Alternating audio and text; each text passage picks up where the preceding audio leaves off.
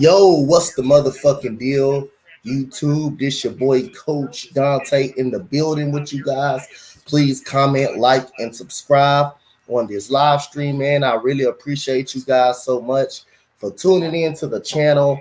I really appreciate you guys for the stream last night, man, when I did the Padres and the Giants. That stream was a very good stream. Had some people that was interacting, that was talking about the game. We was talking about different things. And shout out to everybody. Andre says, you on the grind, Dante.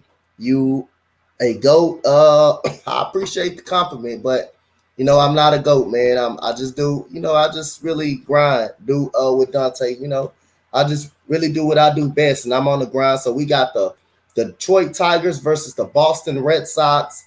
The Detroit Tigers won off of pretty much a Javi Baez home run. So the Red Sox, they have Kike Hernandez, Rafael Devers, Xander Bogaerts, JD Martinez. They have Doogie. Tyler Alexander, and we have Tyler Alexander, the left-hander for the Detroit Tigers coming up. Let's see what he has.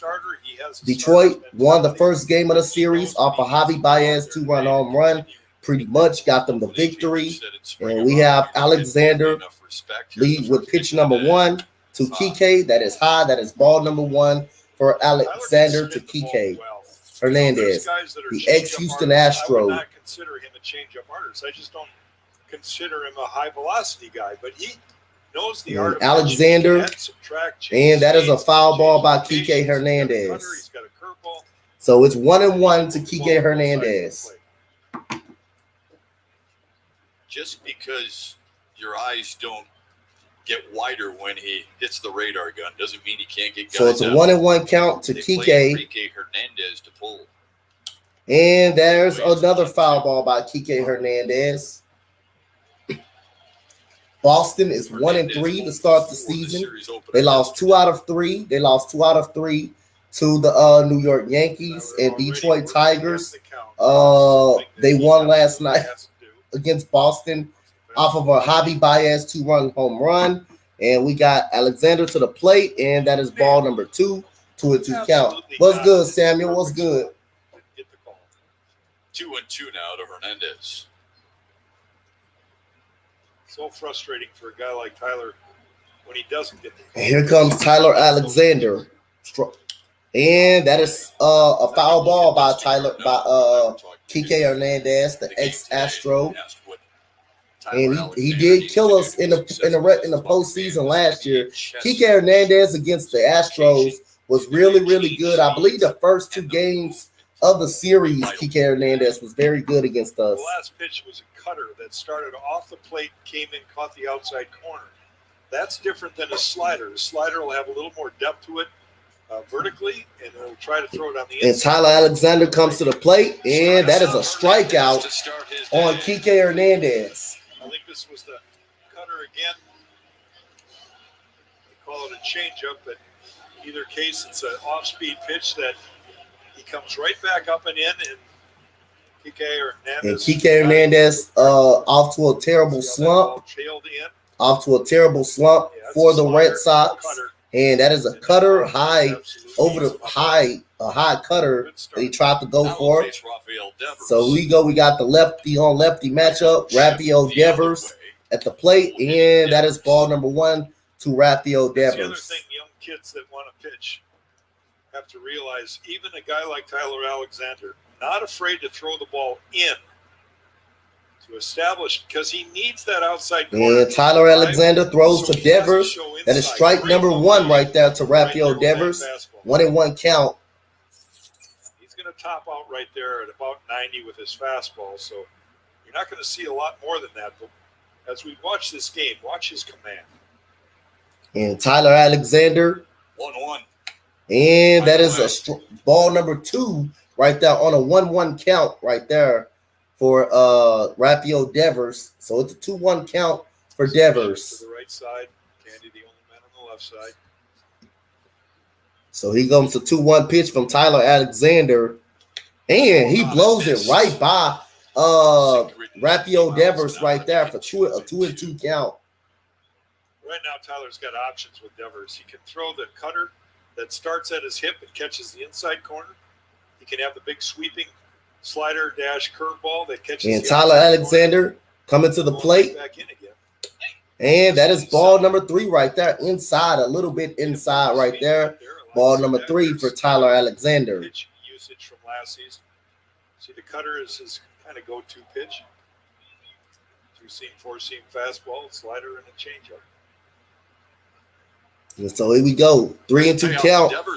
And that is a strikeout looking on Rafael Devers right there. 2 strikeouts by Tyler Alexander. 2 strikeouts right there. That stayed up the top of the zone. It hit the top of the zone. Dustin Garneau framing this a little bit. You see how he starts with that pitch inside, and then he comes back with the cutter that catches right at the upper part of the zone.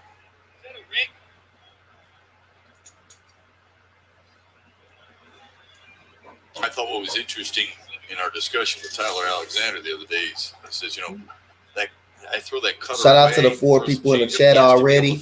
Appreciate you guys. So Tyler Alexander is off to a hot start for the Detroit Tigers right now. He struck out Kike Hernandez and Rafael Devers looking. So we got Xander Bogaerts so far. And that goes a one hopper to third baseman. Candelario throws it, and that is out number 3. A 1-2-3 first inning by Tyler Alexander. 2 strikeouts. 2 strikeouts, and that is and we will have a quick first inning. Hold on, guys, my bad. Let me put the score up a little bit so I can see the comment. Can't see the comment. What's good? What's good? What's good? What's good? What's good? Michael Guerrero, how you doing today, brother? What's good, Art Cool? What's up, man?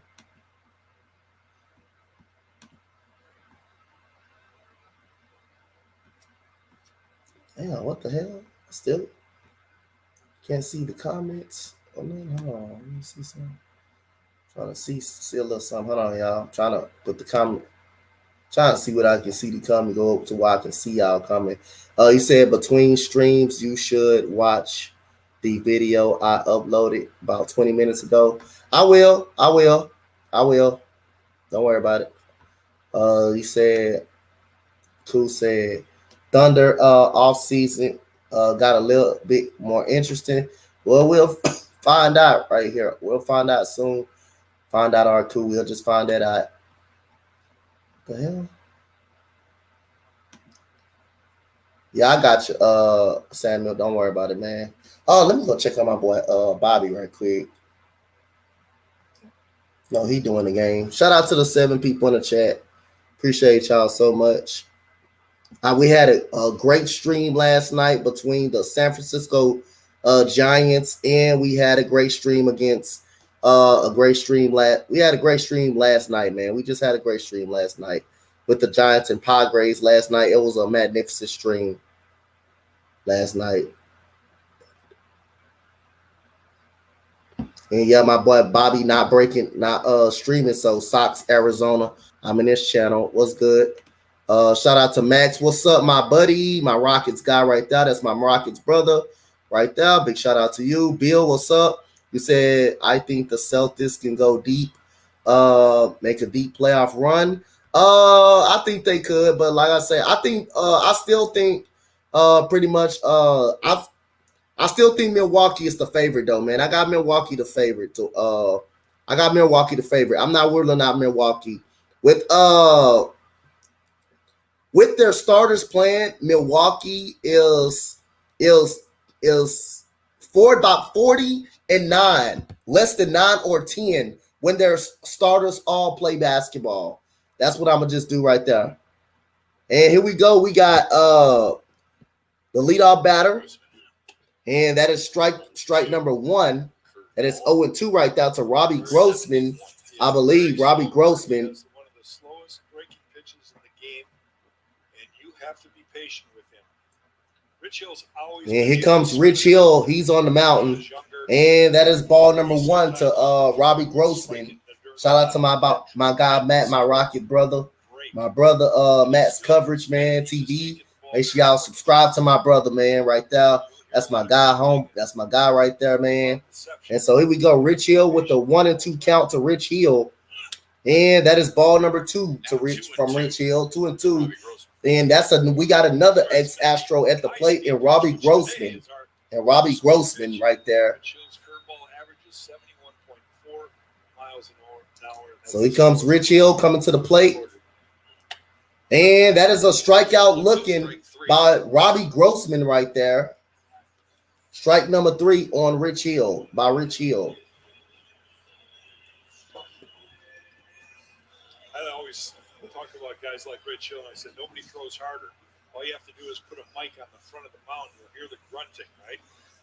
He's working hard. It's just not getting there. And that's 88. He'll throw 90 maybe with his fastball. But look where it's located, down the bottom of the zone. And here we go. Faces Jonathan Scope now. Jonathan Scope. That is strike number 1 from Rich Hill right there to Jonathan Scope right there. 2015.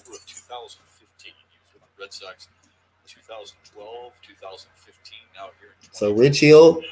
And that is a foul down the right field line that would drop for 2 strikes right there. Say, I'll.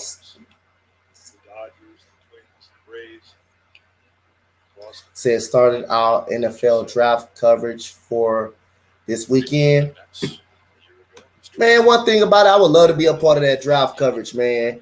I would love to be a part of that damn draft coverage. Wish I can be a part of that goddamn draft coverage right there. And we got Jonathan Scope right here for strike for ball number 1 for strike number 1 for Jonathan Scope, strike number 2 for Rich Hill right here. So here we go. We got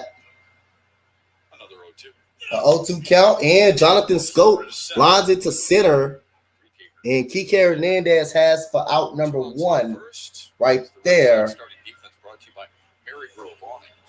Alex Verdugo, a career high 9 assists last year. Xander Bogaerts has 8 assists already this year. And the combo of Kevin Plawecki and Rich Hill is a Big Ten combo. Rich Hill at Michigan, Plawecki at Purdue. There's Enrique Hernandez, who last year was 3rd among center fielders in defensive runs saved. So here we go. And that is a curveball from Javi Baez right there. And he had a home run that pretty much won the Tigers the ball game. That goes another strike. So Rich Hill is throwing nothing but strikes. Rich Hill is throwing nothing but strikes to start off this game.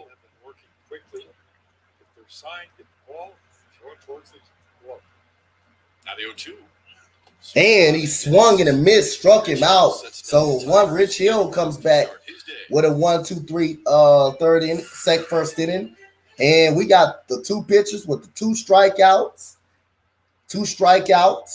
and a 1-2-3 third, first inning. So we got Boston coming back to bat, top of the second.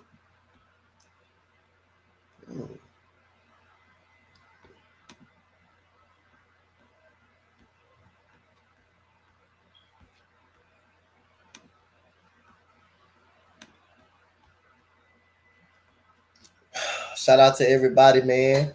The Boston Red Sox versus the Detroit Tigers. I am doing the 2 playing games today.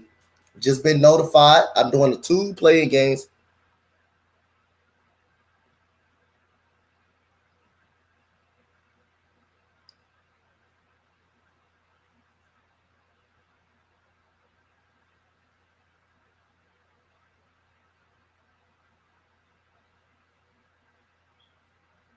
Oh, that's what's up, Max. I can't wait to that draft. I can't wait to see that draft coverage, my guy.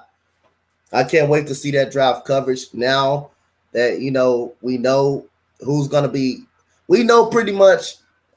We can't say we know what teams are going to take, but we know what teams it makes it easier to know everybody team needs. It makes it easier to know. And by a couple of days of the draft, Hopefully we know what the Jaguars are going to do and who they're going to take. You normally know that by the start of the draft. Like the start of the draft, who a team is going to take. Who that number one team is going to take. The draft may start at number 3, though. May start with Houston. Martinez, Bobby Delbeck, and Christian Arroyo. Here's the last at-bat last night from J.D. Martinez against Gregory Soto. Soto started him out with a breaking ball, then he dotted down in the way, a fastball down, and then right down the heart of the plate. Everybody took a deep breath. Robbie ran it down on the warning track, and the game was over. And so we got J.D. Martinez. And that is ball number 1 to J.D. Martinez. Golly, this is a lot of ex-Astros in this game. I'm telling you, J.D. Martinez was he's an ex-Astro. He's an ex-Astro. So, hey. Pop started his career with the Astros. And he hits a ground ball foul.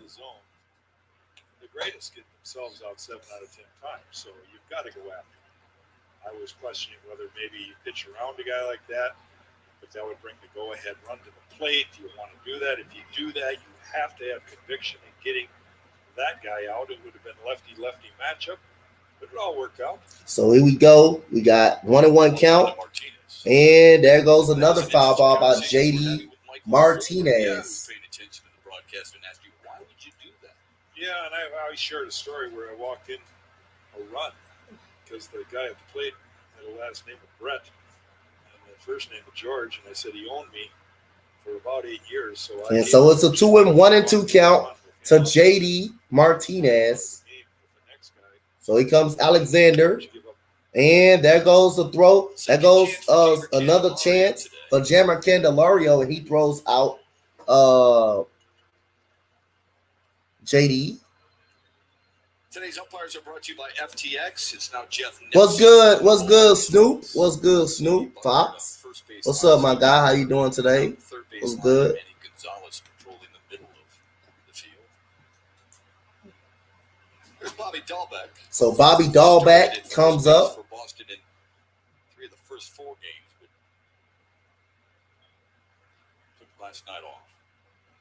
And that goes ball number 1 on the outside for Bobby Dahlbeck. Quite a hitter, a lot of power. His total at bats, he's among the all-time leaders. And we got Tyler Alexander. And that is ball number 2 to Dahlbeck. His college ball at Arizona. Yeah, man, all is well, man. All is well, man. All is well, my guy. I'm doing very, very good. And Dahlbeck fouls it away. He said, I took Houston again to under 9. Oh, you took Houston to under 9? That's what's up right there. He said, I got Detroit under 9. You got Detroit under 9? All right. Yeah, fortunately, I'm not doing the Houston Astros tonight because of the NBA play-in tournament. I am doing an NBA play-in doubleheader tournament. And there goes a line out to the shortstop, Javi Baez, and that is out number 1. Out number 2 right there by the by the Detroit Tigers. Returning AC Fan lessees can lease a 2022 F-150.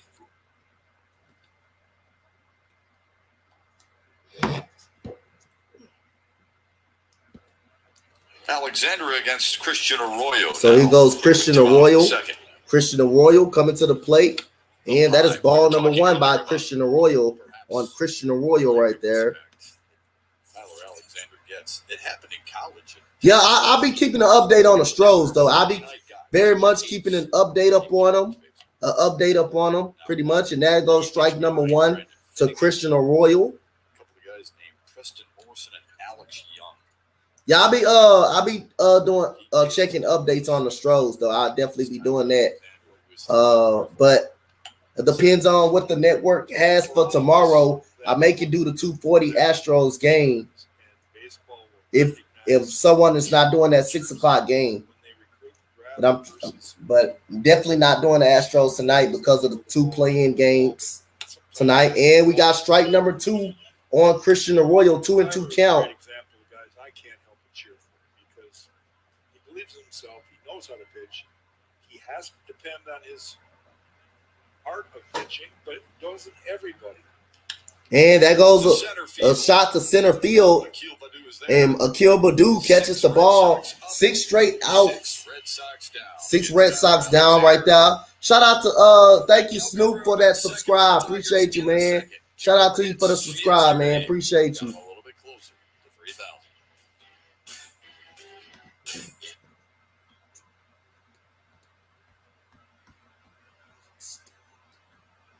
Shout out to you, Snoop, for that subscribe, man. Appreciate you so much. Thank you so much, man.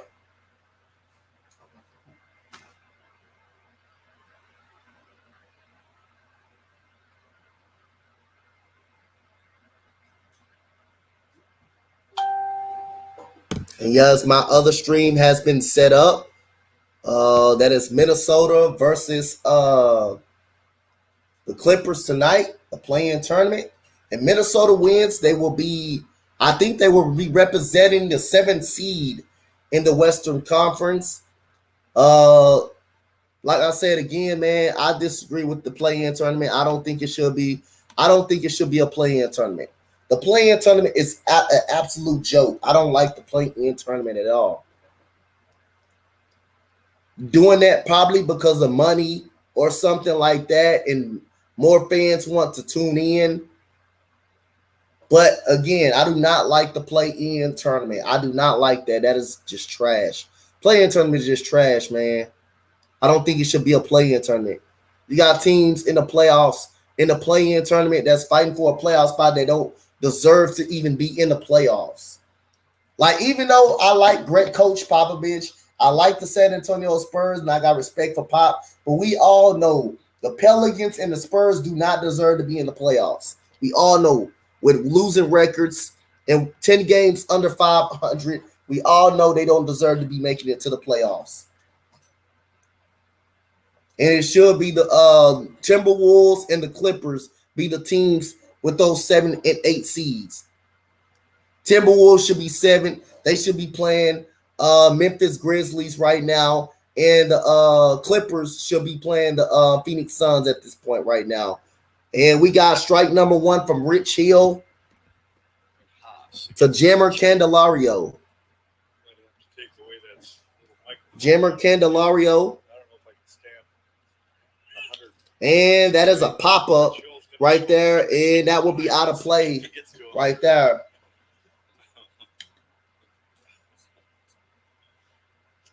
I wonder if that bothers hitters. Craig Monroe will join us a little bit later on. Everybody know that what's good, Key? What's good, Key? What's good? And we got Rich Hill. And that is ball number 2. That is ball number 1 for Rich Hill. I forgot this guy was still in the damn league. I did not know that Rich Hill was still in the league. Was spectacular in his start. We will talk with him, as I mentioned, in the 3rd inning. So Rich Hill with 1 and 2 count, and that is popped up to shallow second base. And there goes Xander Bogaerts taking control with out number 1 for Xander Bogaerts. So here comes Miguel Cabrera. He is 9 away from 3,000 hits.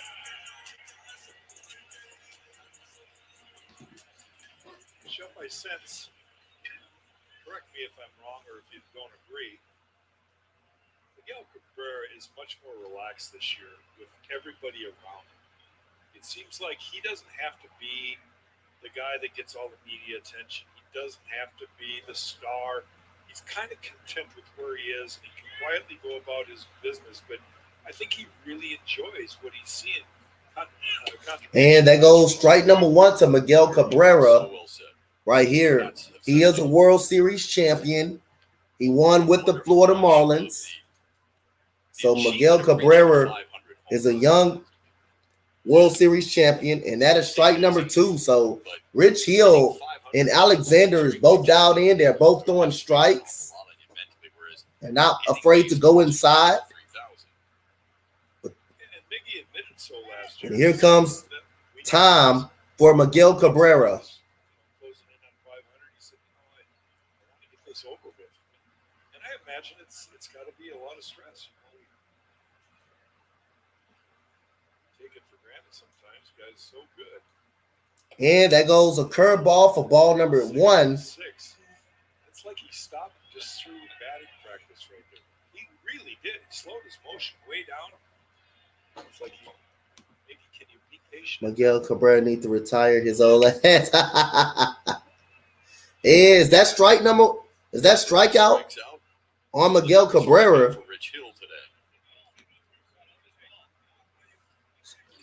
Yeah, he's definitely a legend. Miguel definitely a legend. 88 after 66. Yep, he struck him out. Ball at the top of the zone. And Miggy just couldn't hold on. Third strikeout.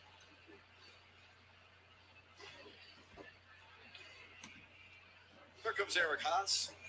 So we got Aaron Haas in the White Sox game. I remember he tied the game, and there goes a ground ball to Xander Bogaerts, and that is a 1-2-3 inning. 9 pitches in the inning. So we go to the top of the third already. We at the top of the third. No hits. Both pitchers are dialed in.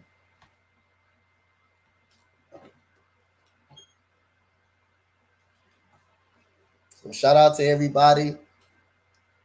I said, glad the Houston Rockets season over. Glad we ain't got to look at them. But I'll say happy that the progress that Jalen Green has made.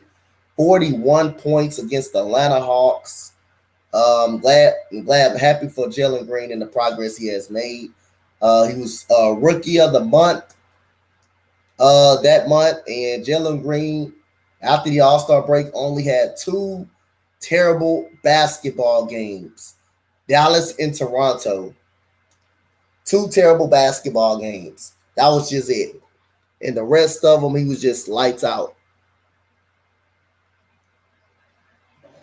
Once that jump shot started falling down, it was, kind of a wrap. Once that jump shot started falling down. Hold on, you guys. I got you.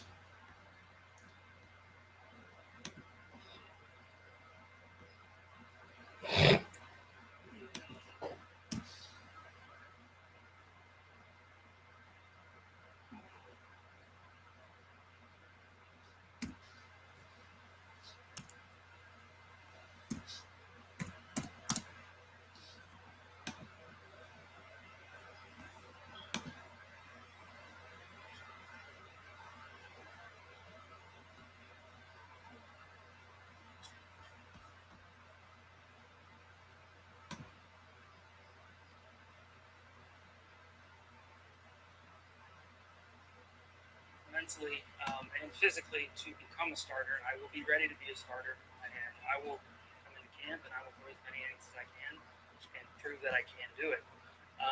If AJ wants to be in the Swiss Army knife role, that's fine. I enjoy kind of the adversity of doing everything. But of course I want to be a starter. Yeah. Tyler Alexander starting today, but it was here on August 2nd of 2020 when Alexander, out of the bullpen, struck. Hold on, guys. I'm coming. And we got a hit to left field, to left center, and that is Badu on the catch right there. I asked Tucker if he remembered anything about that day. He said, no, not really. That feels like a really long time ago. Actually, less than 2 years ago, but in COVID years, yes, I agree. It feels like about 20. Yeah, that was a fantastic moment. Thanks, Nick. So we got Pawecki coming to the plate. He told us down in Lakeland that he learned how to pitch when he got to pro ball. In high school and college, he had always someone else calling his pitches. So this is where he's really learned to get better at his craft. And there goes Pawecki. I asked him the other day, how do you differentiate when to throw a cutter versus a there goes ball number 1 to Pawecki right there. Laterally across the plate. And that is strike number 1 to Pawecki, swinging and miss. Right there by Pawecki. A lot of times I'll start it in on a left-hander and try to catch the inside corner, or I'll start it off the plate away to a right-hander and try to catch. So here we go. We got Alexander. 1 ball, 1 strike to Pawecki, and that is ball number 2 to Pawecki. So, he has an idea. That's what I appreciate about Tyler so much is he has a game plan, and he knows how crucial it is for him to execute. And here comes Tyler Alexander with a 2-1 count. Kevin Pawecki, and that is a pitch, line to right, and Robbie Grossman puts it away, 2 away for Alexander, Tyler Alexander. I need to throw quality strikes. There is a difference, right? Yeah, there's a big difference. Down the middle doesn't work for anybody, especially high velocity guys. But and here comes. Pitching is all about making hitters uncomfortable, changing eye levels, making them off balance. And we got Jonathan. We got Jonathan coming up. I don't know what's his last name, but I will get his name for you guys. And that is strike number 1 from Tyler Alexander. Really been in command so far. We saw a great pitching duel yesterday early in the game, and it's true to form again here today.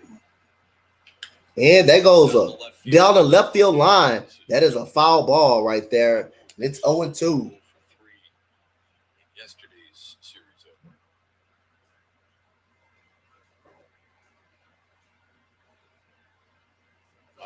Is the youngest. So this is Jonathan Ooze right here.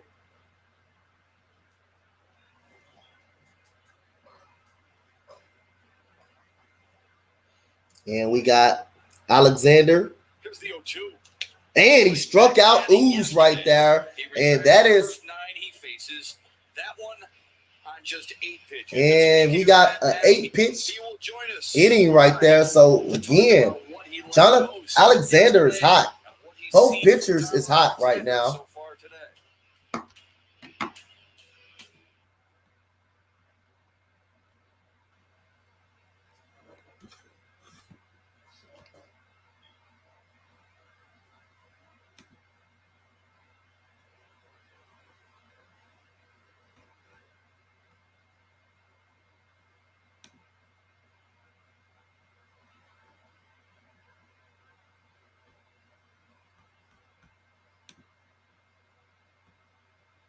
Shout out to the 5 people in the chat. Shout out to the 3 in the stream. We do have play-in tournament tonight at 6 o'clock. Cleveland versus Brooklyn. And we also have the Clippers versus the Minnesota Timberwolves as well. Shout out to you guys for coming in the chat, no matter how many people it is. Appreciate you guys.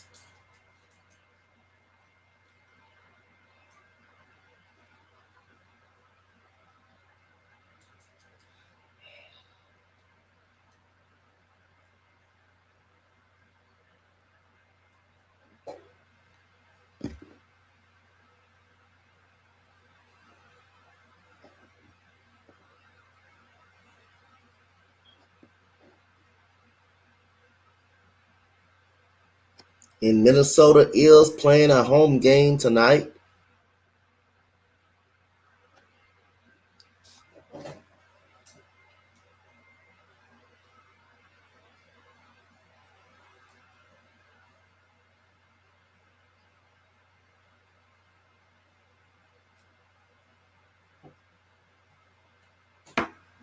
And we got, hold on, let me see. Something is not right. Because we got Badu back at the plate right now. So let me see something right here, y'all.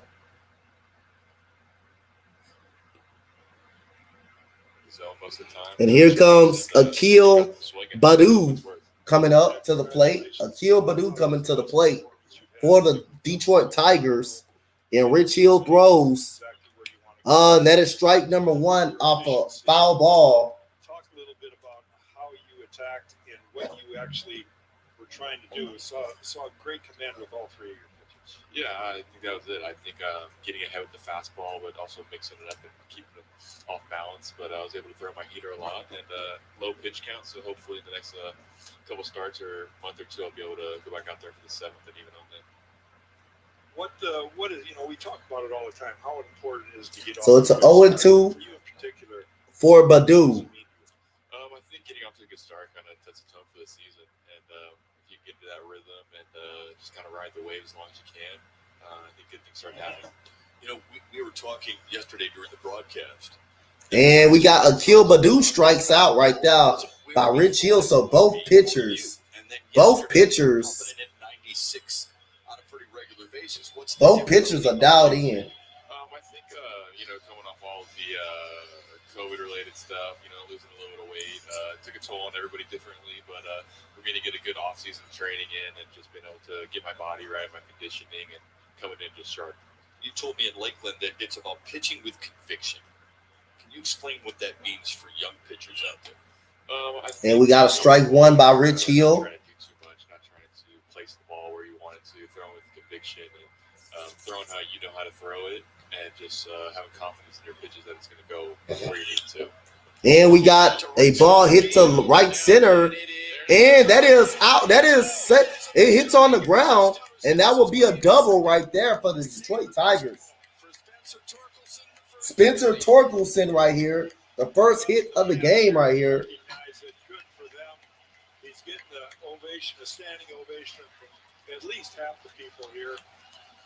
We're so happy for him. And that was a double by Spencer Torkelson. About a guy that can hit, Spencer Torkelson in particular, and the pressure he must be under to get that first one under his belt. Yeah, absolutely. And that's his first hit of the It season. might be one of the hardest things to do in our game. For a pitcher, you got a game that it's you're out there for a long time. Getting that first one, there's a lot of pressure there. So I'm happy you got that first one. You obviously have a great relationship with your colleagues, your former or fellow starting pitchers, and I know you guys have your own little competitive spirit. How much does it mean to you to kind of show them that And we got a hanging curveball right there by Rich Hill.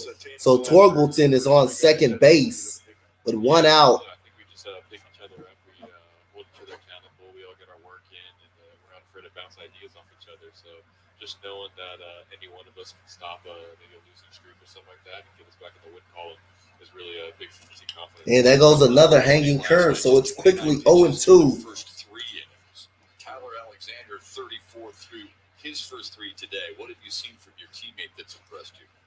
He's coming out to throw. He looks really good right now, and I think that when we throw strikes and we stay ahead of guys, I think we're pretty good. Have you accepted the fact that Tyler is going to be one of your mates in the dugout all summer long? He wants to be a starter. He wants to be included in your group. No, absolutely. We love having Todd over here. I think there's a fight for him in the bullpen. There's a fight for him here. I think everyone just wants a little piece of him. 0-2 to Dustin Garneau. So we got Dustin Garneau right here, 0-2 to him. So Rich Hill gave up a double to Torkelson. And that goes a pitch to center, shallow center. That drops in. And Torkelson had to hold up at third. He had to freeze, and that's runners at first and third. One out. So they'll get a feeling of Rich Hill now. I wasn't here in the beginning of the year last year, but for me, I don't feel that sense of pressure from this team to come out and win every day. I think we're just enjoying playing baseball, and we know we're competitive. We know we have a chance to win at any game, so we come out pretty just clear-minded and just ready to compete. With that thought in mind, Matt, I've already said it on the air, and I really believe this in my heart. Every game, the Tigers could. And so here we go. Robbie Grossman, who struck out the first time against Rich Hill. So he has runners at first and third, one out. And that is a strike inside. Looked like a strike inside. Robbie Grossman did not like that call. Giving us a competitive game and going as far and deep in the game as we can, just give our bullpen a rest. So I think by us just taking pride in that stuff, and that's what we work for. And here we go. And there goes Grossman, hits it deep to third to bag, and that is out at first, but the run score, Spencer Torkelson scores, so it's a 1-0 lead by the Tigers. So Robbie Grossman drops in the run, and Rafael Devers throws out Robbie Grossman with a runner at second base. Watching your child succeed at the path they have chosen. How are different today than maybe you were when you first got called up last year? I think just really get up here and play. And we got a ball high right there by Rich Hill.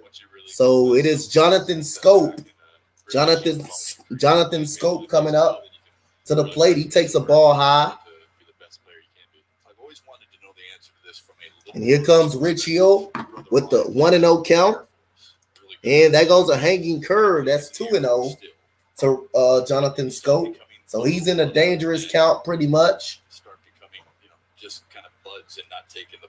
Jonathan Scope with the right pitch can turn on a pitch. If it's the right pitch, it comes the 2-0 pitch. And that is 3-0 to Jonathan Scope. Hey, listen, thanks for everything. We appreciate it very much. Congratulations on a fine outing yesterday. We look forward to your next one. I appreciate it. Thanks, Fun to watch you. Thanks. All right, yeah, man, he was really good yesterday. 6 innings, in case you missed it. 6 innings through just 68 pitches. Gave up 1 run, 1 hit, struck out 2. Didn't get the decision, but he was one of the best players on the field on Monday. 2 outs here, Shepard. And here we go. And Jonathan Scope, 3-1 pitch. That is a strike. So from Rich Hill. So let's see, will he get a pitch that he can hit? Let's see, will Rich Hill give him something that he can hit? Do something good here and pick up that second run. So here comes Jonathan Scope up 3-1 in a 3-1 count. And he throws him a hanging curveball, and that's a foul ball. Rich Hill is throwing the kitchen sink at you, right? He's got different speeds of his curveball. You saw him drop down on Badu for that sidearm slider, that big sweeping slider. He's thrown a 66 mile an hour, whatever that thing was, to Miguel Cabrera, and then he grunts away at his 90 mile an hour heater occasionally. So, here's a veteran guy, 42-year-old man, 42 years old. This level, because Rich Hill. He takes tremendous care of himself. And so he comes to 3-2 count. And there goes Jonathan Scope with another foul ball for Jonathan Scope. By 54 days, only Albert Pujols is older as an active player today. Well, he's got you and I by 54 days too, younger. So. And Rich Hill prepared to pitch the 3-2 pitch with a runner on second. And there goes Jonathan Scope. Pops it to the backstop. That will be a foul ball by Jonathan Scope. So you got Pujols at the age of 42. You got Rich Hill 41. You got Nelson Cruz 41. You got Adam Wainwright 40, and you got Oliver Perez 40. They're still in shape, and they wouldn't be on that thing at all. They wouldn't be in the big leagues if they weren't productive. So kudos for them. Shout out to you guys in the chat. So we got a 3-2 count to Rich Hill, and he steps off the mountain right there for Rich Hill. That's respect for Dustin Garneau right there, thinking he might be stealing. And here we go. We got a pitch, fly ball to right field. And that's a long, and that's going to drop in. And we got a run that's going to score. And that's an RBI single for Jonathan Scope. So it's 2-0. 2-0 Detroit. It's exactly what we just talked about. Some way, somehow pick up that runner at second base. This ball off the end of the bat. It's kind of in the sky. The question was Christian Arroyo going to get to it? He could not. The ball stays fair. Garneau is just basically picking up third base coach. He knows that it couldn't possibly land, and he jogs it. But it's 2 outs, so he had to run. It's 2 outs, so he's running. And here we go. We got Javi Baez. Ooh, that goes a shot to left, and that's over the head. That could score Jonathan Scope for first, and that will be a score. And that will be a no throw, 3-0 for the Detroit Tigers off of Javi Baez. Double to left field right there. He comes all the way from first to score. And the Detroit Tigers are figuring out Rich Hill. They are figuring him out. That ball was right over the middle right there. Javi Baez was ready. That was the first pitch fastball that was lined into the gap right there. So we have a 3-0 Detroit Tigers lead right now. Ramon Santiago waving him around third. He scores easily. No throw from Bogarts in the relay. So not only picking up the second run, you pick up the third run. And the Tigers are having a very strong inning. 4 hits, 3 runs, 2 doubles. So you got 4 hits, 3 runs, 2 doubles. You got runs already today as they scored in 9 innings yesterday. And here comes Jamer Candelario. So Jamer Candelario will come up to the plate to try to get Javi Baez home. So they kind of figured out Rich Hill. Only thought should be strike one. Very first guy. Rich Hill struck out Badu Which case is going to be the top of the order. to begin the inning.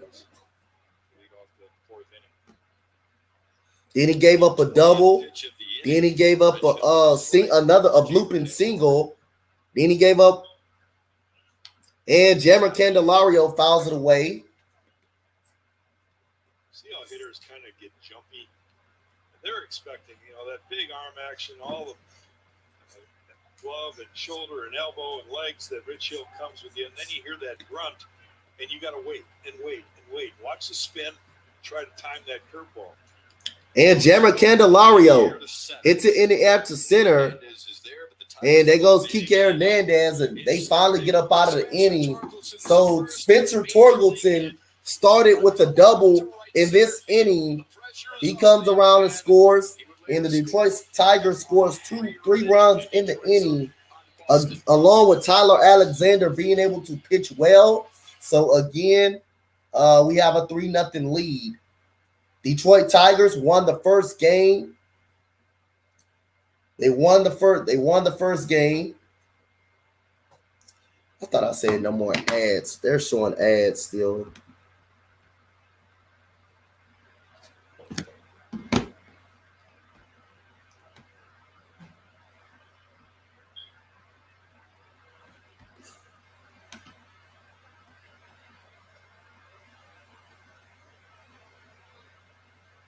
Shout out to you guys. Hold on, guys.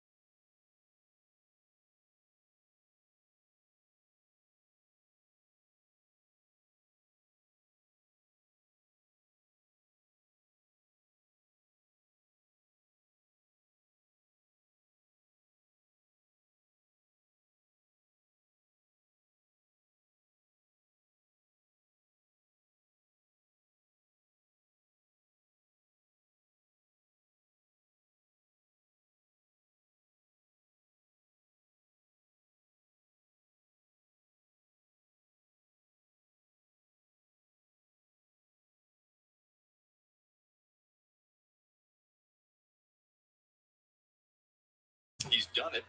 He's done exactly that. He has been very calm. And here goes start the top of the inning, and there goes Alexander. Pitches look like to Kike Hernandez right there. Start in the 4th inning right there. And that is strike number 2 right there. So Alexander is pumping the ball in the strike zone. He's got that first one under his belt. You almost feel like, okay, now we're going to start seeing. So it's a 2-0 count. 0-2 count. That is 1-2 now with the ball right there. You can't help but admire the way he's going about it, because because he's So not Kike Hernandez, who struck out in the first inning. You know when a guy is a little concerned. You can see it in their eyes when you talk to him. And he is. And that is a smash to left field. Yank foul. That was almost a home run right there. You saw that list of top prospects. Bobby Witt Jr. playing every day at third base in Kansas City. He's off to a pretty darn good start. Adley Rutschman is injured for Baltimore. And then you saw the Julio Rodriguez name in Seattle. He's won for his first 14. And here we go. We got a ground ball to third base. That is Candelario throws out Kike Hernandez for Jammer Candelario. Retired by Tyler Alexander. Speaking of Jammer Candelario, he tried to pull a fast one on Spencer Torkelson. After that one-out double, his first of the majors, Candelario, and I'm going to throw this up to the crowd. Give it to the authenticator. Well, it's baseball tradition for every guy that gets his first hit in the big leagues. You save the baseball for him. And of course, I'm sure he was watching that ball as a king. Yeah, here we go. We got ball number 1 to Rafael Devers.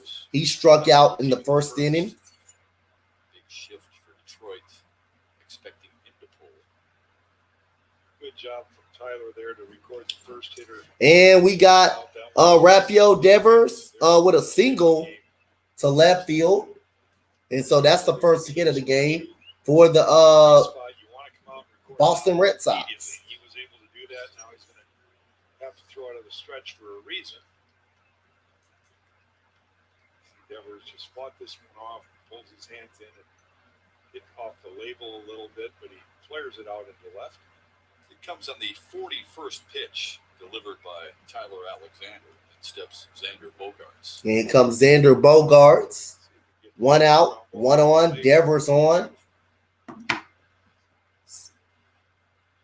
And we got ball number 1. Yeah, guys, no, just to follow up on what you were saying about the pressure that he may or may not have been feeling after going 0 for 10 in his first 10 Major League at-bats. The Tigers, from AJ on down, they weren't concerned in the least bit. And it wasn't like he was having bad at-bats, right? He was drawing some walks. He was getting on base. I think he was seeing an average of over 5 pitches per at-bat, which is pretty darn good. And there goes ball number 2 right there. 2-0 behind Xander Bogaerts. And away we go, I think. He had that slow start last year to his minor league career. From there, once he got that first one, he took off. So no reason to think that that might not happen now after notching his first year at the major league. And ball number 3 to Xander Bogaerts. So all of a sudden, he started after the first hit. He started to lose a little bit of command in the zone. We just all knew it was going to be a matter of time. Today's a day, and a glorious day at that. Yeah, it's a good point. The pitches per plate appearance. And here we go, 3-0 count to Bogaerts. Here's the 3-0 to Bogaerts. And that is strike number 1 to Xander Bogaerts. Go back a year ago, I thought AJ really, really showed leadership by giving him a vote of confidence when he was struggling. So I'm not worried about it. I'm not worried. In fact, I don't mind guys struggling at this point. That's good because they'll get through it and then they'll know how to deal with it. And we got a smash on the line to left field, and that will be a foul ball. Yeah. No, I think it would help any player. I admire AJ for doing what he did there because you can say, yeah, the kid's gonna have his tough days and leave it at that, and that leaves doubt in the young kid's mind, right? But by saying he's fine, I'm not worried about him, and it's okay that he goes through that because we all do. That was a good way of putting it. Yeah, I agree. He said, what he learned last year is how to play pro ball. Yeah, here we go. We got 3-2 count. The payoff. And that is a foul ball pop-up. Is this in play? That is out of play by Xander Bogaerts. Rafael Devers is on first base with a single to left field. Tyler's still pounding strikes. Full count here, so it's got to be a strike. We're looking for that weak contact. Looking for the ground ball, maybe turn 2. Vaya is well away from and JD Martinez is on the on deck circle for the Red Sox. And here we go. We got 3-2 count. And that's a weak contact to short. And that goes the only players at first, and he is safe. Really tough. Got rid of it. He made a good, accurate throw, but Bogart's just too quick, and he beats out that. And he beats out Xander Bogaerts, beats out the infield hit on a check swing, basically. Good throw by Javi Baez, though. Pick it up barehanded and be able to throw it, right? A lot of times they bobble it, but great. Yeah, he definitely beat it. So we got JD Martinez coming to the plate with 1 out, 2 men on. Rafael Devers. Rafael Devers is at second base. And you got Xander Bogaerts. Xander Bogaerts is at first base for Xander Bogaerts. Good chance for a double play if you get a ground ball. And here we go. We got Tyler Alexander. Throws strike number 1 to JD Martinez, the ex-Houston Astro. I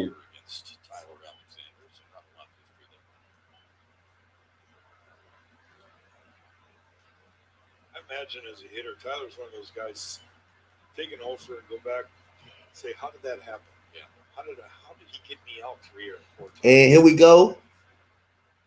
And we got a ground ball to the shortstop. Easy double play. There's 1 and there's 2. A double play right there from JD Martinez, and the inning will be over. Good job. Good turn by Javi Baez right there. Javi Baez right there to Jonathan Scope to Torkelson. And that will end the Boston inning right there. We go to the bottom of the 4th inning, where the Tigers lead 3-0. Torkelson gets his first hit of the season.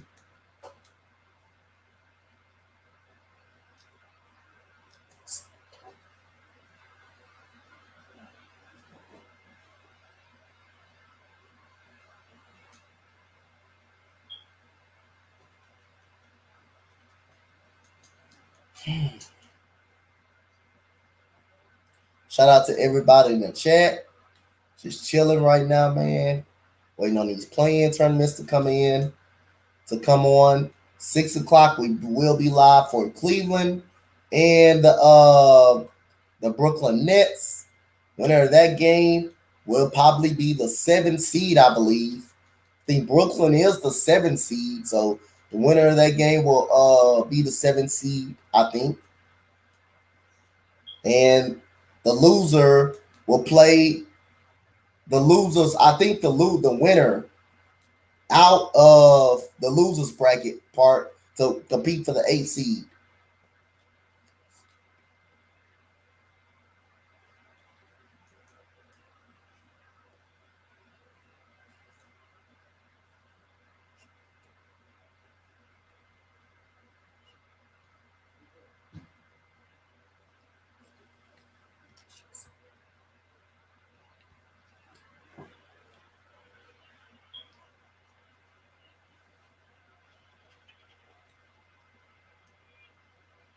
Home half of the 4th, Tigers will send Miguel Cabrera, Eric Haas, and Akil Baddoo to the plate against Rich Hill, leading at 3-0. Beautiful day at Comerica Park. And we got Rich Hill against Miguel Cabrera, and that is a ball. He struck out his first time, Miguel Cabrera. Last night, including his 598th career double. It's fun to chase down those numbers that he's running down. And there goes pop-up right there to center. And Kike Hernandez is up under it. That is out number 1 by Kike Hernandez.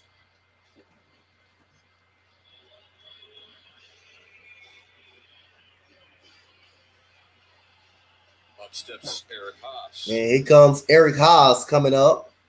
He has a home run this season that came off of the White Sox. Where the Tigers put 3 on the board.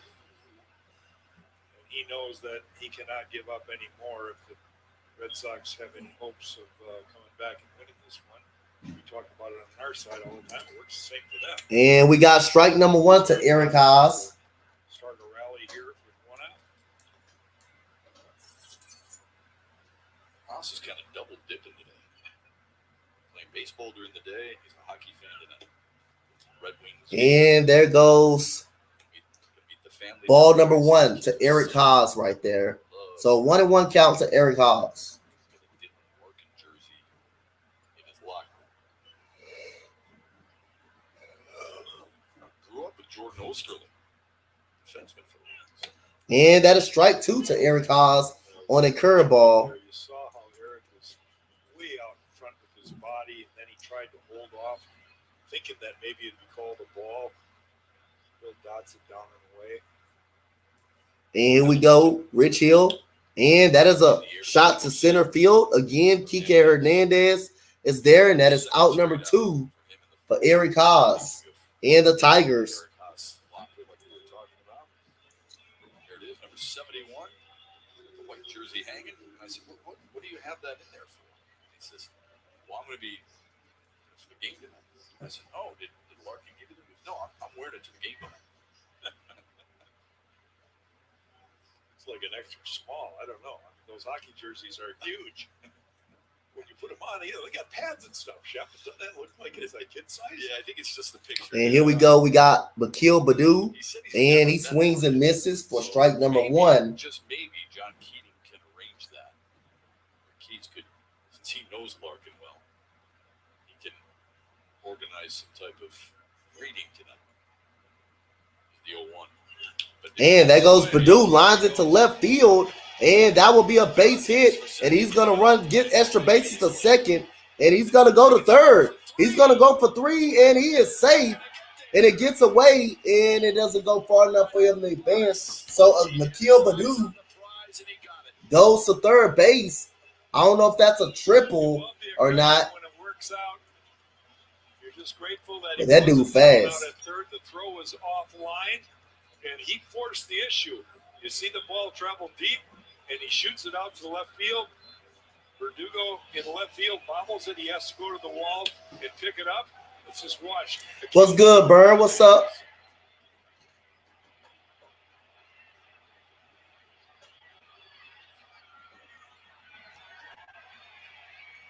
They scored a double. And here we go. We got, this is Torkelson again, I believe. So it's an RBI opportunity for Spencer Torkelson coming up to get Badu home. He gets his first major league hit earlier in the game on a double off Rich Hill. So he broke Rich Hill's streak pretty much. And here we go. The 0-1 pitch, and it's 1-1 to Spencer. The infield playing Torkelson to pull. A great shot that is. Perfect day here in downtown Detroit. Beautiful view. And we got 1-1 count. And there goes a shot to shortstop, and Bogarts will throw out Torkelson. And that is one. That is the end of the inning. We head to the top of the 5th inning. 3-0 Detroit Tigers.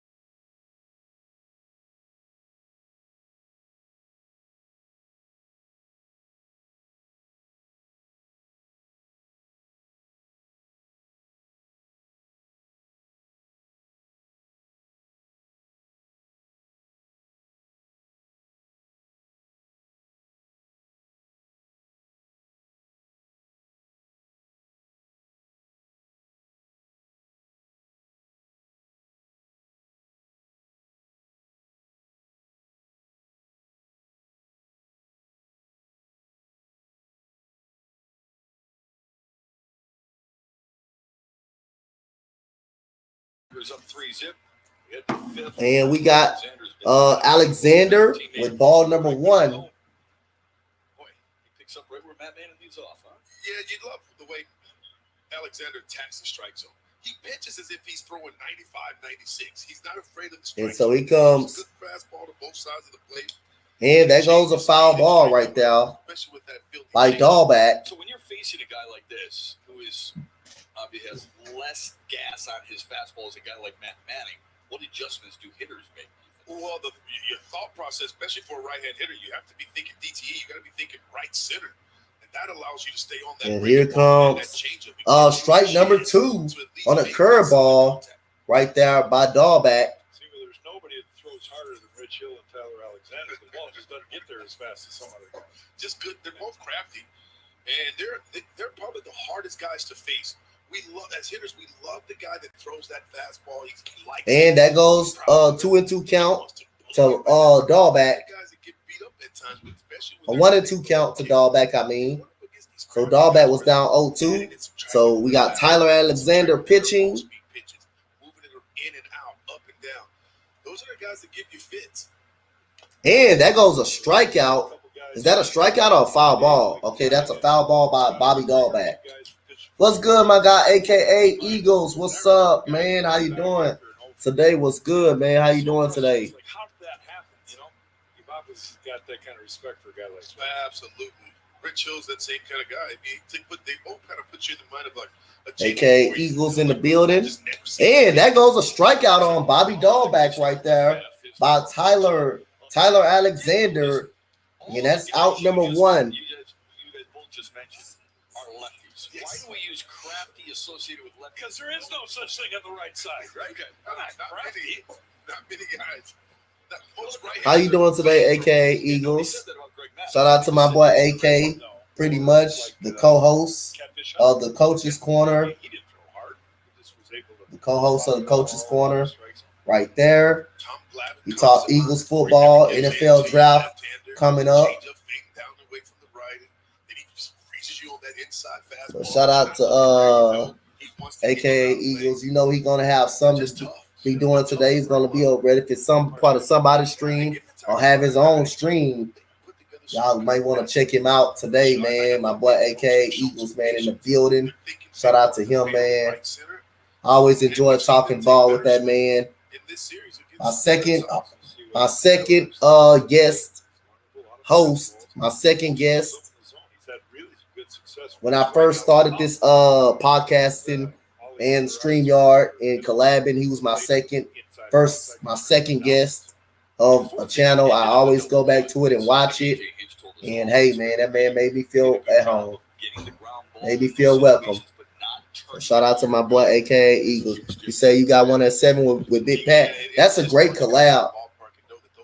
And we got a ground ball to Baez, and that is out number 2 away for Javi Baez and the Detroit Tigers.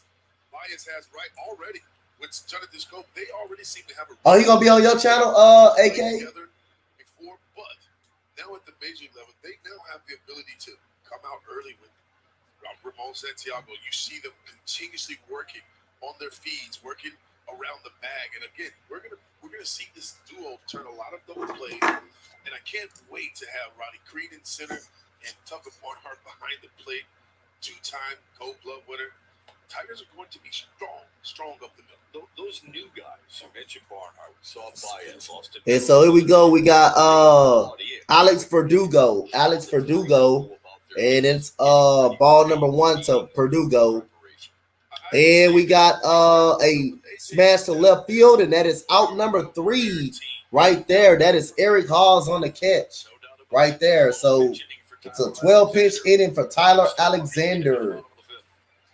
Pretty much.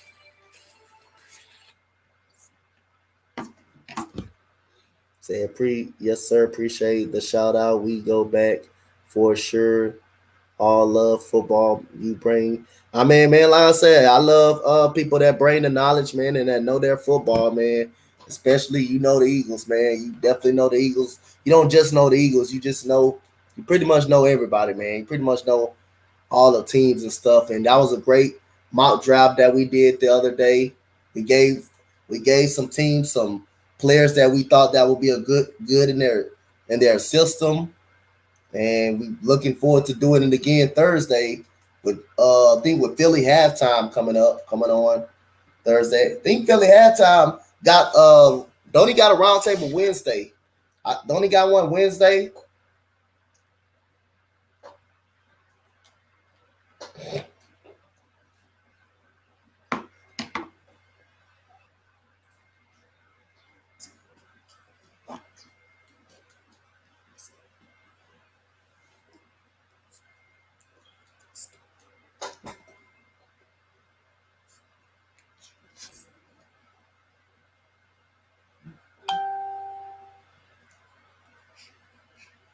Yeah, 7:30. Okay, 7:30. Okay.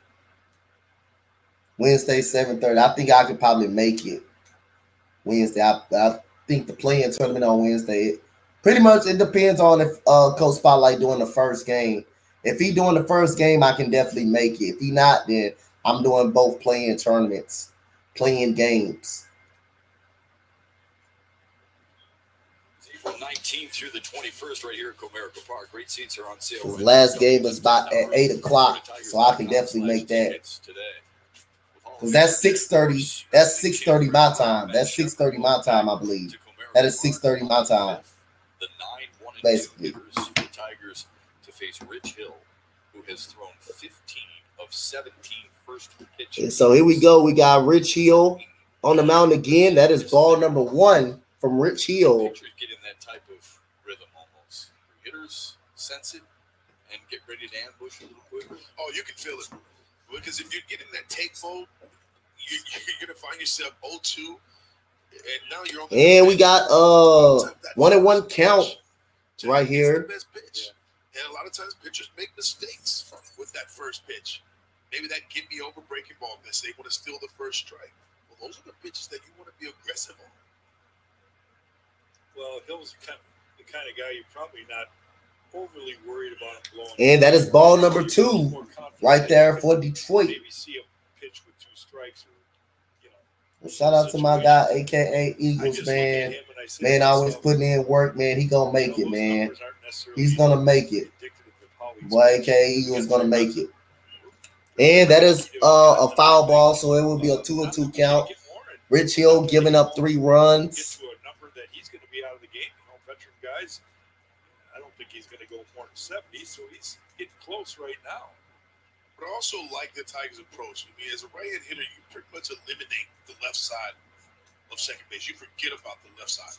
You are solely focusing on letting that baseball travel, let it get deeper, stay inside of it, and try to drive that ball to the middle part of the field. Here's the 2-2 to Dustin Garneau. And that goes Dustin Garneau, and that is a foul ball by Garneau right there. A chance to hit that breaking ball and that changeup. You have to stay square. That front shoulder has to stay closed. Well, if you're thinking left center, left field, you're not hitting the off-speed pitch, and you're not hitting any fastball that's running away from you on the outer half. And we got the pitch coming, and that is a foul ball by Garneau right there, by Dustin Garneau. So he's fighting with Rich Hill right now. He is fighting with Rich Hill. Good job by Garneau, fighting off Rich Hill. And that's a very, very hittable pitch for most guys in most situations. So we got the 2-2 count. Garneau, I think, had a blooping single, and Garneau fouls it away. He had a blooping single. Pretty much. Twinkleton was on second. He had a blooping single. He ended up on first base, and he ended up coming around to score. No flinching whatsoever. After the Jonathan Scope base hit. And that is a foul ball to right to left field by Garneau. It's a great game plan, what you just described. Try to go to the right side, let the ball travel. And I agree with it. But it's easier said than done. Now, Bobby Dahlbeck's the only defender really on the right side, so there's a ton of room right down the right field line, and there's a ton of room between him and the second baseman.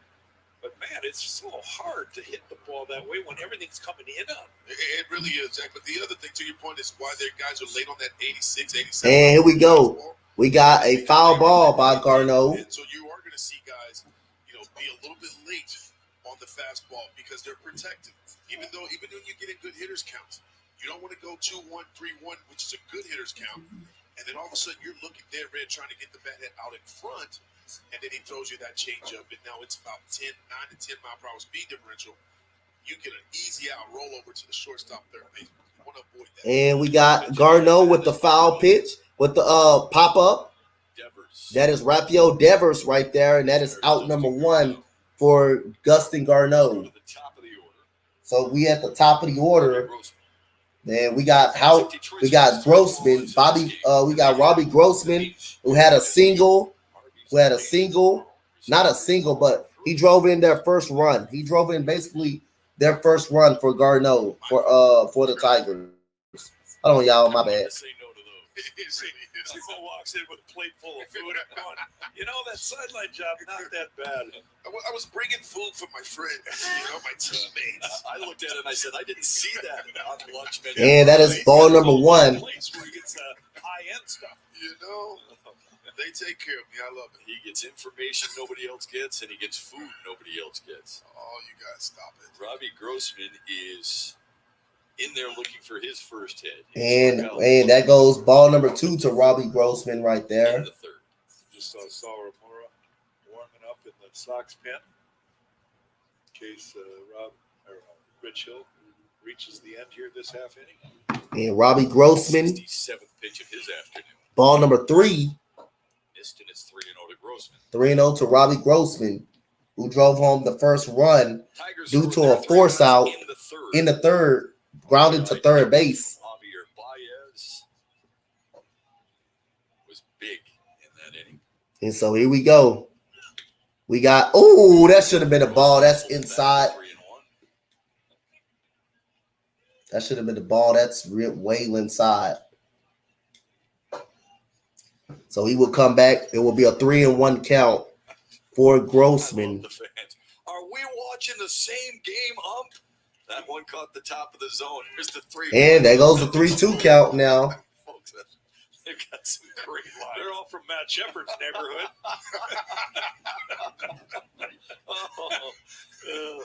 And here comes the 3-2. That is ball 4. He checked his swing. Ball 4, first walk of the game by Rich Hill. So he is on for Jonathan Scope. And here comes Alex Cora. And Alex Cora, he's going to pull Rich Hill out. 69 pitches. 69 pitches.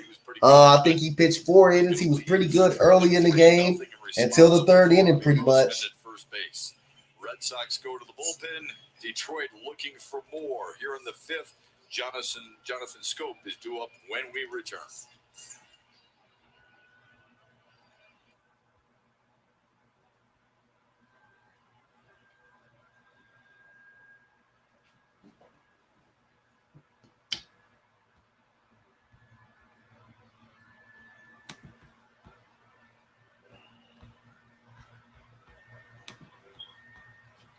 So shout out to everybody. Shout out to y'all guys that's in the chat right about now. Jonathan Scope coming to the plate. Robbie Grossman is on first base due to a walk.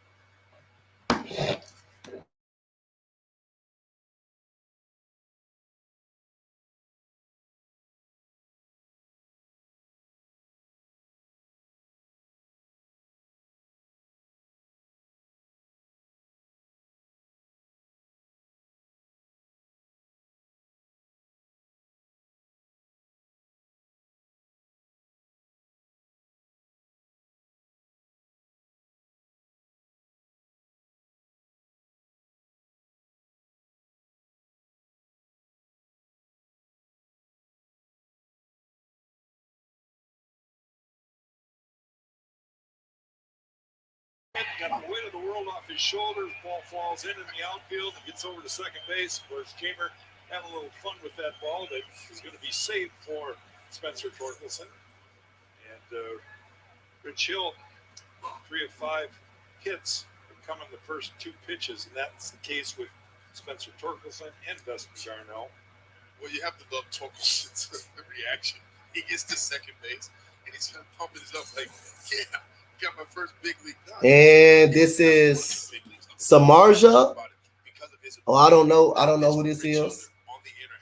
On the mountain. Shoots a little double to right center.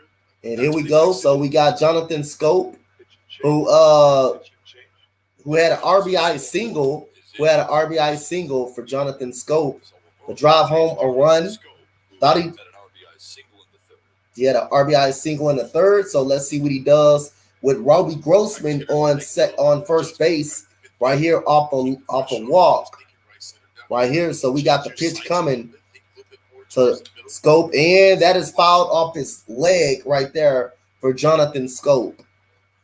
Simo, you know that one better than I do. Well, that one leaves a mark, and it hurts. Yeah, it hurts. Was that for the shin or that 2-seam? Let's take a look. Wow, that's the shin burner right off the shin. And all the guys will say, "See, why do you have that shin guard on?" Well, because for whatever reason, I seem to always hit that 2-seam off my shin. It just doesn't feel good. There's no muscle there. See, that's all bone. It is. Before E.J. Hims could even get to Jonathan Scope, Scope said, "I'm fine. I'm walking away." You know, he's such a pro.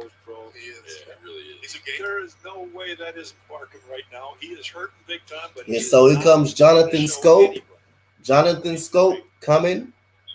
And the crazy thing is now he's got to go take a major league swing. Try to do some damage. And there goes. The pitcher steps off the mountain. Seems like you play manager right here. You going to do anything here to get Robbie in gear, motion and all?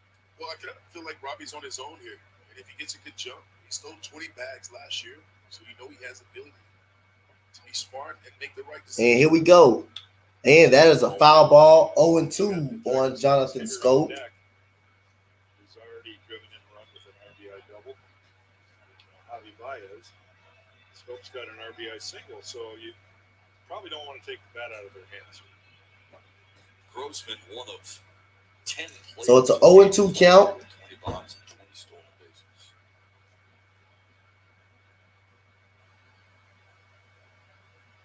You join names like Tatis, Otani, Ramirez, Bichette, others. He had a career year last year. And here comes the pitch. 0-2 count on Scope. And that is a pop-up in foul territory for Rafael Devers. And he tried to get back, and that's out. That's a double play. Well, I thought that was a double play. Yep, that is a double play. So we will go to the top of the 6th. Top of the 6th inning. We got Kike Hernandez coming up 3rd in the inning. So a foul ball double play by Devers executed. Drop by to say hi to my boy. Appreciate it, Hats. Appreciate it, man. Thank you so much, man. I will be keeping an update on Astros baseball tonight because I will be doing the play-in tournament. I already notified everybody. You know, I would be doing a play-in tournament tonight.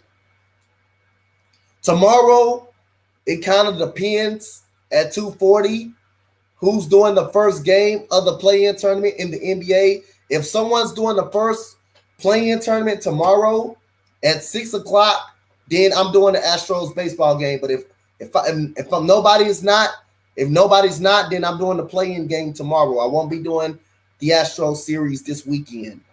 I probably will have to wait to Seattle. So we go to Seattle to do the Seattle Manor series, probably. Won a couple of games in that series, but definitely will be keeping on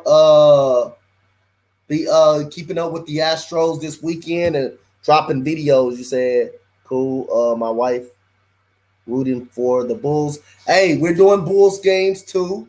I don't think I'm doing. I will be doing Bulls games, but I got a Bulls fan that I think that she can look up that is doing Bulls playoffs as well.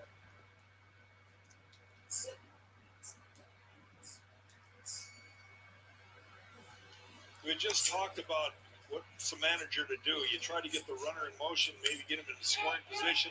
Robbie Grossman takes off on a hit and run situation. The ball's hit high in the air to Devers at third base, and Robbie gets doubled off. But let's take a look at what Robbie does. He puts his head down. He never looks back at the hitter. He slides right into second base.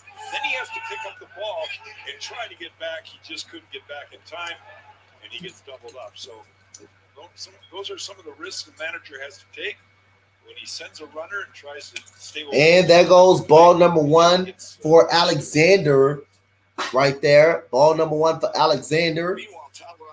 Tyler Alexander. Ball number 1. Jonathan Arauz right here. And there goes a base hit. Plawecki with the base hit. And that is Boston Red Sox third hit of the game. So good job by Plawecki reaching on base off Alexander right there in the top of the sixth. That pitch count is right there, same as yesterday with Matt Manning. And he knows that he needs to get through this sixth inning without giving up a run, put himself in a position to win the game. So he challenges the hitter, which he's supposed to do, and he's got a base hit. Now he's really got to pump up and try to figure out how to get and navigate this. And here goes Jonathan right here with a runner on with Kevin Plawecki on base. And there goes a bunt. And Alexander fields it, and that is out number 1. So that's a sacrifice bunt to get Plawecki to second base with Kike Hernandez coming to the plate. Right here, you're going to take the outs, right? That's all you care about is outs. The guy at second base really doesn't matter. And they're trying to bunt him over. It was a really good bunt, but a great defensive play by Alexander. And Torkelson, who reacts perfectly, right? He's going to the ball initially, and then he knows he has to get back and beat the runner to first base. So really good defensive play right there. And so here we go. Kike Hernandez is 0 for 2. He struck out and grounded out for Kike. And that is ball number 1. Takes a ball outside.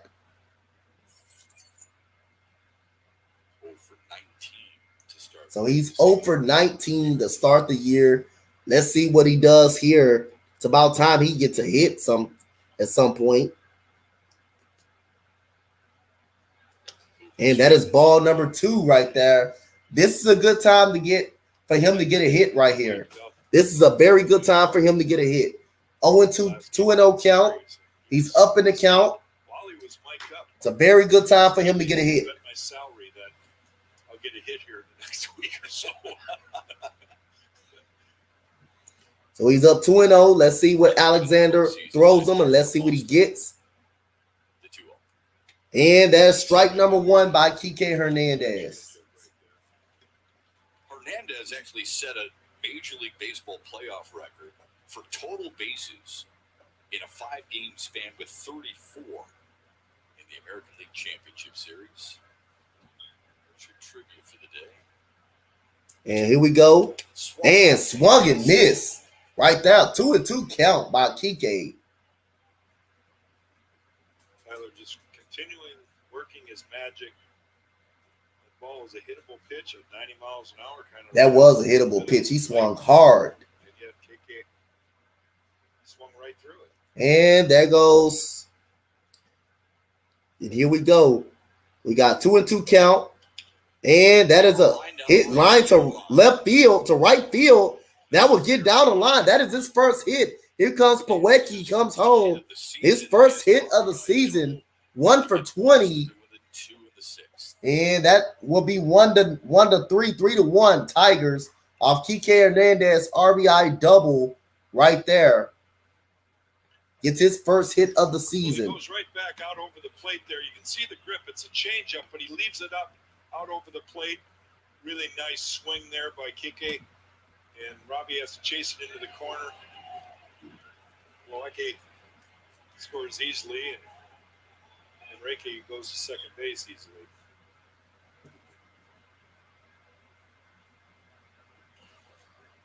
And here we go. We got Rafael Devers coming to the plate. 1 out. And that's strike number 1, swinging and miss by Rafael Devers right there.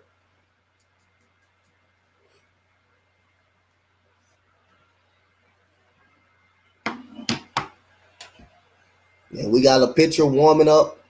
That is Garrett Whitlock for Boston. And that is ball number 1.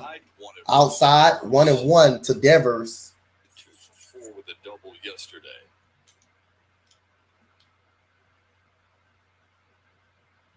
And the single in the 4th extends his hitting streak to 10 in a row, dating back to last season. So here we go.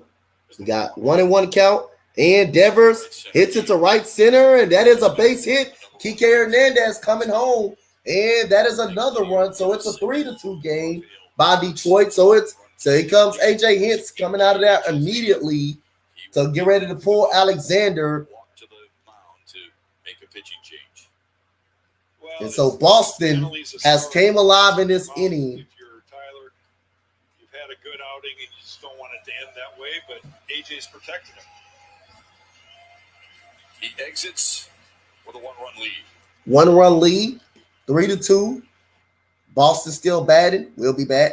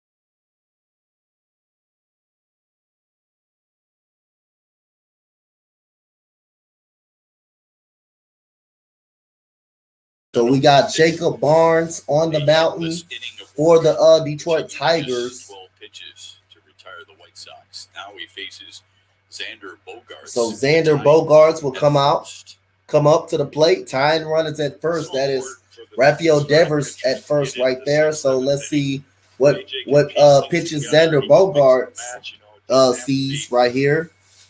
3 outs necessarily. Barnes has to get 2 here for sure. So here comes Jacob Barnes getting ready to throw. First pitch. That is a strike to Xander Bogaerts. To Xander Bogaerts, who disagrees.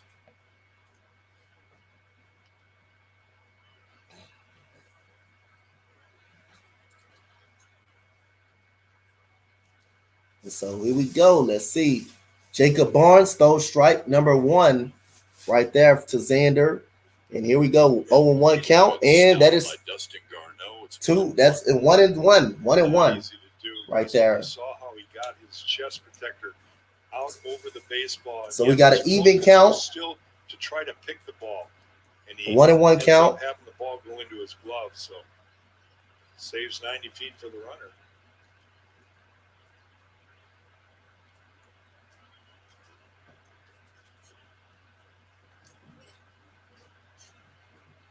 Now the 1-1.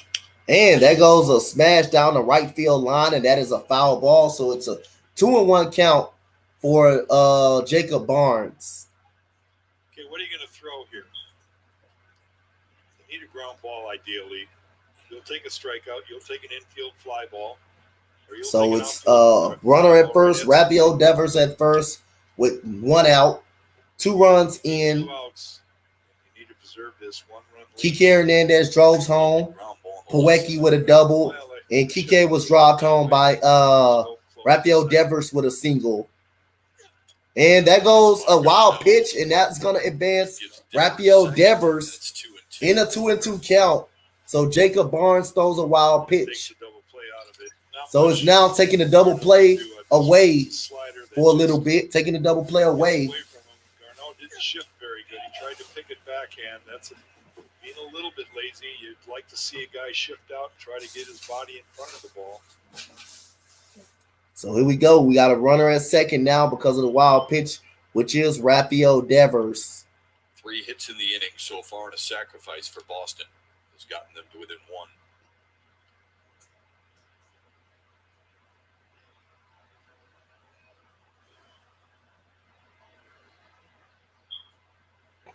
And so here we go. 2-2 count. And that is a pop-up by Xander Bogaerts. That is Javi Baez up under it. That is out number 2 for Javi Baez. Hey, fans, never miss a moment of Tigers baseball again. Stream your team on the Valley Sports app. Get scores, highlights, and watch the Tigers live only on the Valley Sports app, presented by T-Mobile. Tyler Alexander watching JD Martinez. And here goes JD Martinez. He's a dangerous at bat. Any mistake, it can be a 4. It can be a 4-3 lead. Any mistake, it can be a 4-3 lead. Any type of mistake, it can be a 4-3 lead. And that is strike number 1 right there for Jacob Barnes to JD Martinez, who is struggling this coming year. Martinez is grounded to Jamer Candelario with third, and then bounced into a 6-4-3 double play. So here we go. JD Martinez at the plate. The 0-1. And that is the 0-1. He's bouncing it on the ground. The more you keep bouncing that ball on the ground, that ball is going to find a way to get away. That ball is going to get away. I'm telling y'all, that ball is going to goddamn get away. Recognizes it a little quicker, gets his body out front, keeps the ball right there by himself. Martinez seemed to recognize it right away, too. Those are easy to recognize as a hitter. Oh, it's not even close to the strike zone.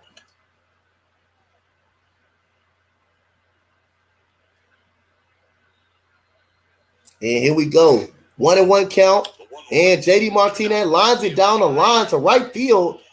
And that is a fair ball. And it will be tied up. And JD Martinez is up with a double. With a double right there. So 3 runs in the inning. All charged to Alexander. Still slice away from the field and go foul, but it doesn't. It stays fair. Nothing Robbie can do about it. He's going to have to pick it up and throw it into second. Pitch is pretty much center cut fastball. Not the best pitch. Another really good swing from JD.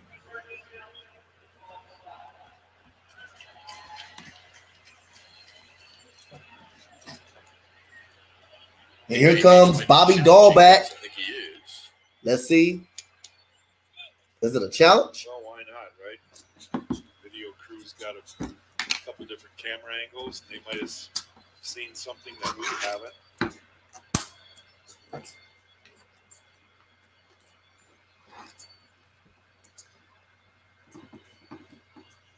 It's new to baseball this year. The home plate umpire tells the crowd what they're doing and what the result We don't know if that's foul or fair.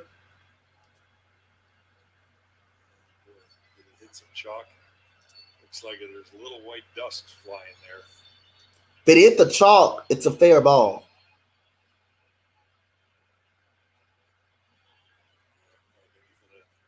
Stay as is. I think it's gonna stay at a double.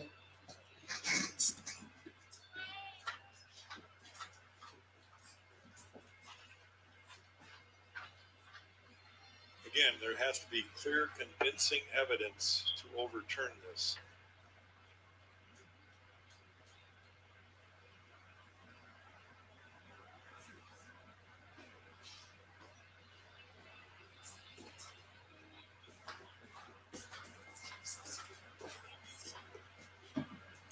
We'll get a closer look here.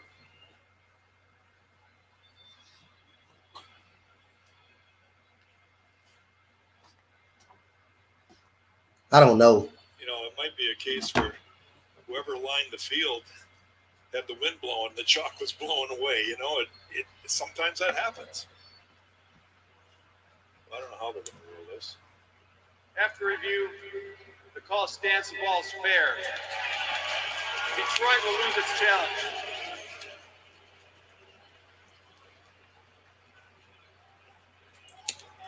That's what's new in Major League Baseball this year. I like it. Home plate umpire telling the crowd exactly what the ruling is and giving the description of the whole scenario, much like NHL, National Football League. So we're tied at 3. Here's Bobby Dahlbeck. So we got Bobby Dahlbeck for the Boston Red Sox. Dahlbeck has lined out and struck out. And that is a ball. Where was that?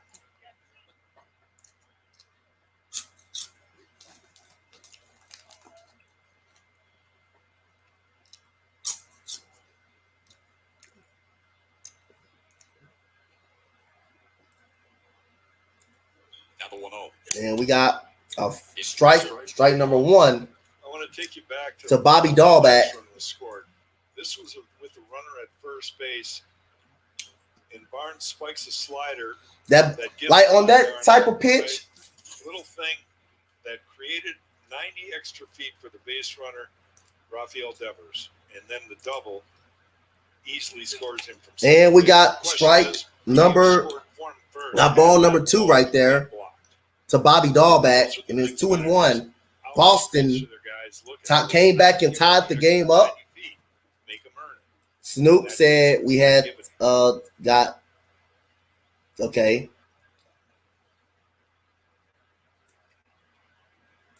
2-1 to Dahlbeck. And Dahlbeck with a 3-1 count now to come back.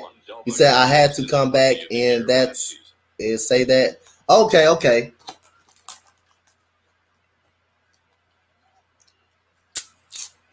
Hit 25 homers, drove in 78 runs. Strong rookie campaign. No, you good. You good, my guy. Still need an out. The 3-1. And that is a swing and miss by Bobby Dahlbeck. Great location. Saw Dahlbeck was trying to lift and separate. Swung over the top of that baseball.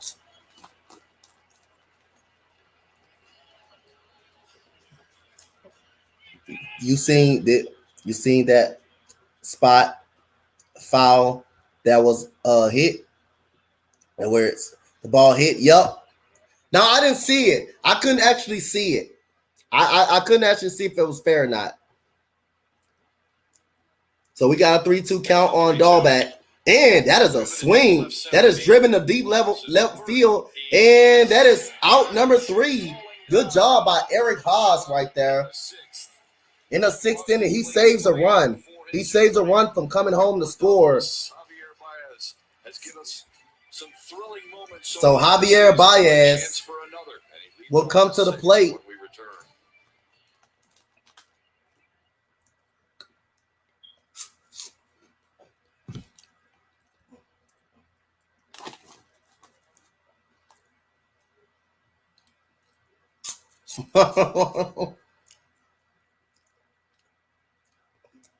Snoop, you crazy.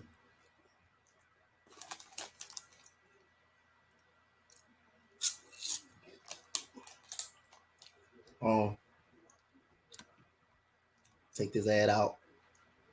Not like ads apart of this.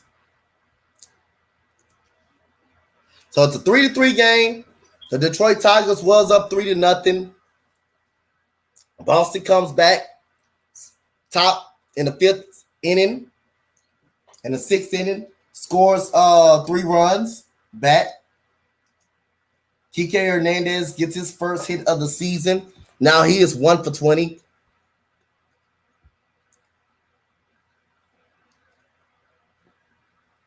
Playing with that bread, huh?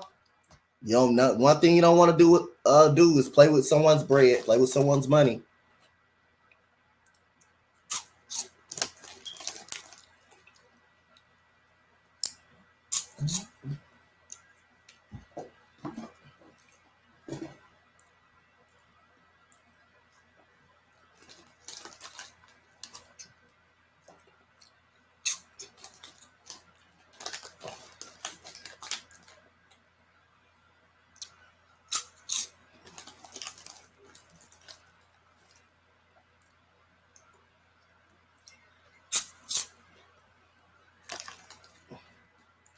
Valley Sports is brought to you by USA Insulation. Visit your closest dealer for exceptional offers all month long.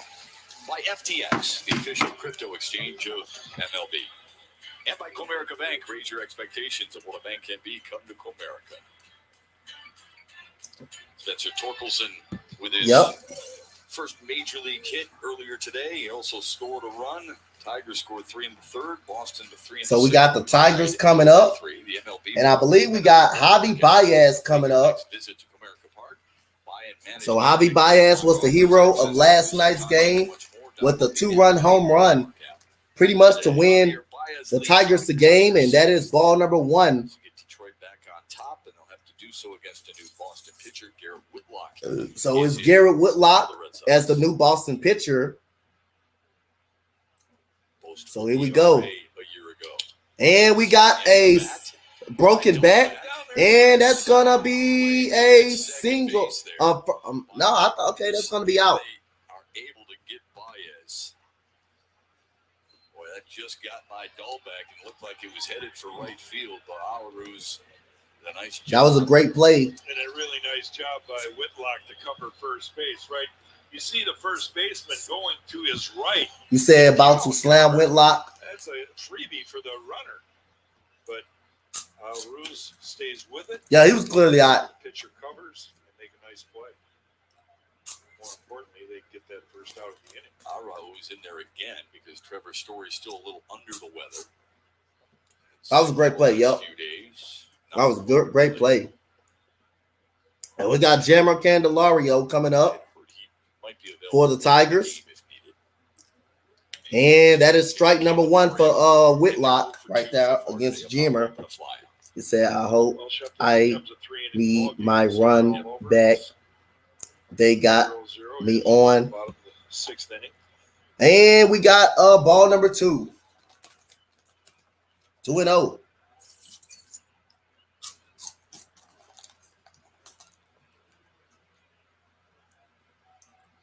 So Jammer.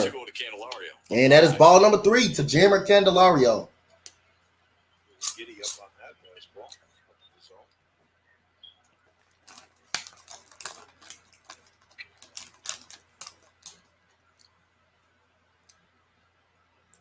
And that is strike 1 to Jammer Candelario. Moving all the way over to the shading to the left side as a shortstop would. So they're basically conceded the entire right side over here to Candy. And we got strike number 2, swinging and miss by Jammer Candelario. Just needs to make good contact.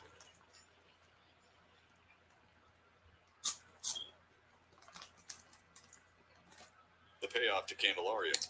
And that is ball number 4 to Jammer Candelario.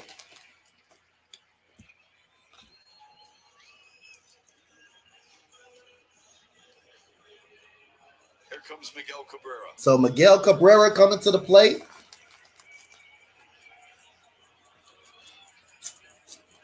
Miggy seems to have so much better focus with guys on base. He's been a magician in his career, moving runners picking up RBI.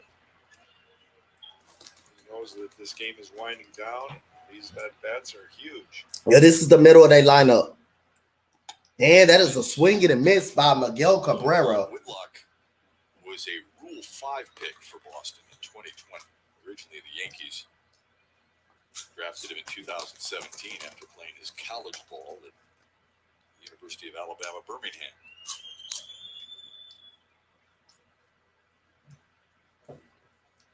Deal 1. And that is ball number 1. 1-1 count. You say your TV faster than mine. Yeah, I'm on an app though. I'm on an app. Those are the numbers for Cabrera. I'm not on the TV. I'm on an app on my phone. Yesterday. Now the 1-1.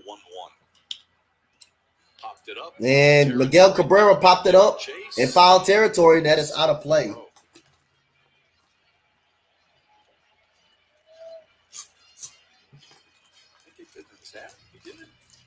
I took a bounce off a seat of the concrete, and that guy found it in his hat.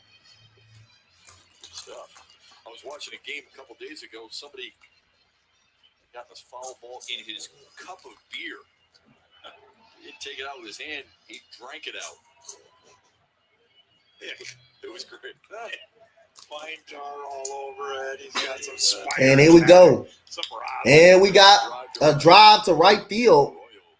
And that is Arroyo right there, 2 outs. In the 6th.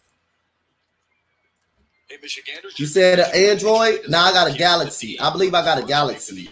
I ran the D5K. Get the I got one of those phones that got 5 cameras on it. We'll send you the shirt, race bib, and medal. For more info or to register, go to runsignup.com/IRanTheD. If you're on your screen, 2 away for Eric Haas. A ground out and a fly out for Haas today. Another guy that has a little flair for the dramatic. Maybe he can launch one here. So here goes Eric Haas coming up. That is strike number 1 to Eric Haas. 0-1.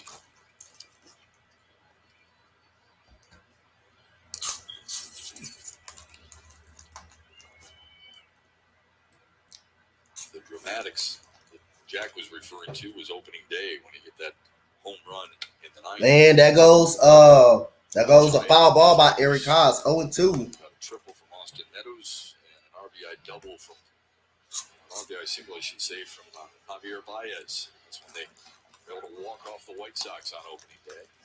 Pretty cool.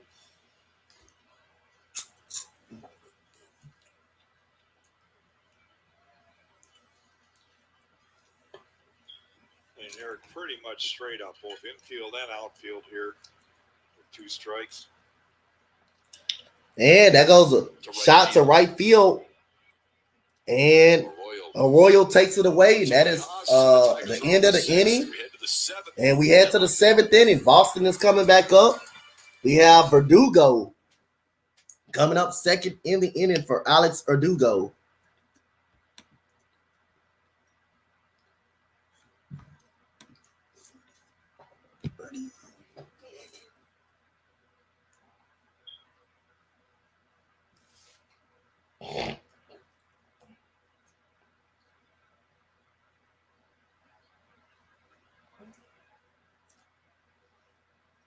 You said foul ball.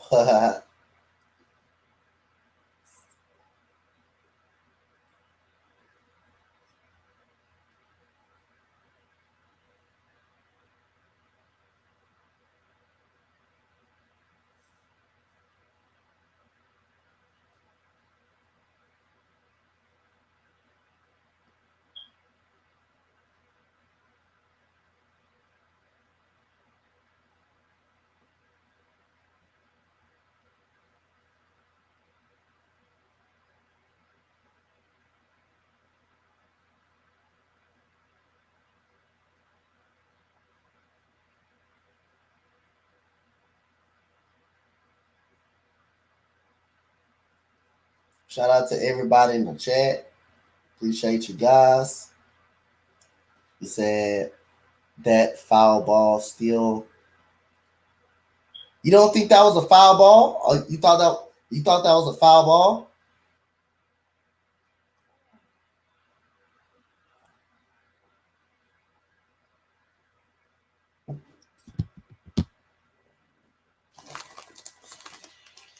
Let's check out the T-Mobile coverage cam.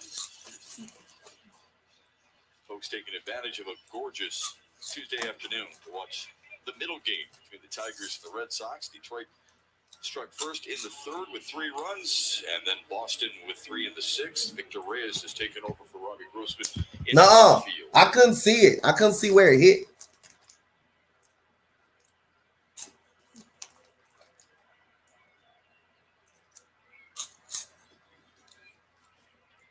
Christian Arroyo leads off the Boston 7th.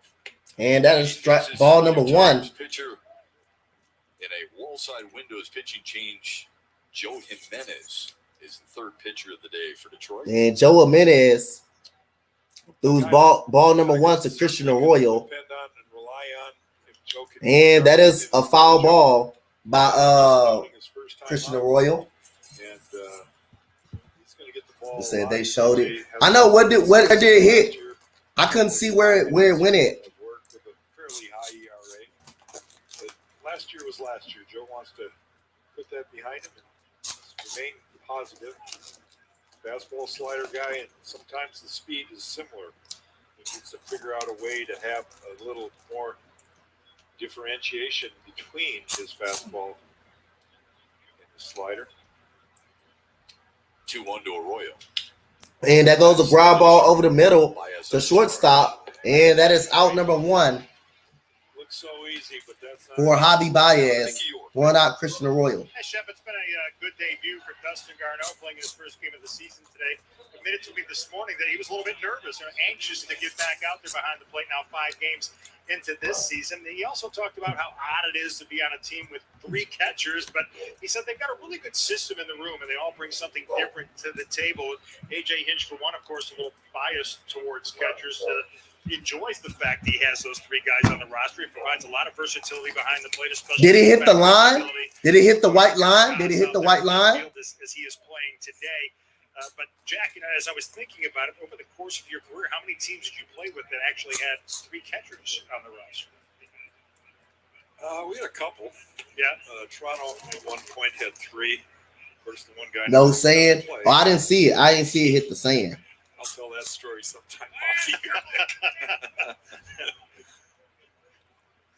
I think the Tigers all feel like all 3 of these guys can play, and they all bring something different to the table. But it's a little bit unique for a team to carry 3 catchers. Certainly a challenge. For and we got a foul ball by Verdugo. Before the game. So it's 1 and 2 to Alex Verdugo. What does it allow him to do in a game? Well, certainly with the ability, I mean, you have the ability of Barnhart to switch it, so that provides some versatility there at the plate. With Haas, you can get his bat in the lineup and then also get Garneau behind the plate and give Barnhart from Verdugo with a pop up to left field, and that is out number 2 by Eric Haas. Well enough to earn some time up here, Chef. Yeah, and late inning changes is what it allows AJ Hinch as well. So thanks, Mick. 2 quick outs here in the 7th for Joe Jimenez, who pitched on Saturday and pitched a clean inning, 1-2-3 inning against the White Sox. There he goes, Kevin Pawecki. 2 quick outs. Kevin Pawecki singled and scored He got it in the 6th. For Boston in the 6th. Singled and scored. It's the inning Boston scored their 3 runs. And that is ball number 1 by Jimenez. All the way to the backstop, 1-0. That's something that Joe's got to figure out. He does that too often. It's pretty much a worthless pitch because it's so outside that the hitter recognizes it right out of his hand. And that is ball number 2 for Kevin Pawecki. Favorable call. Looked like a pretty good pitch. Pitcher's pitch that wasn't given to him.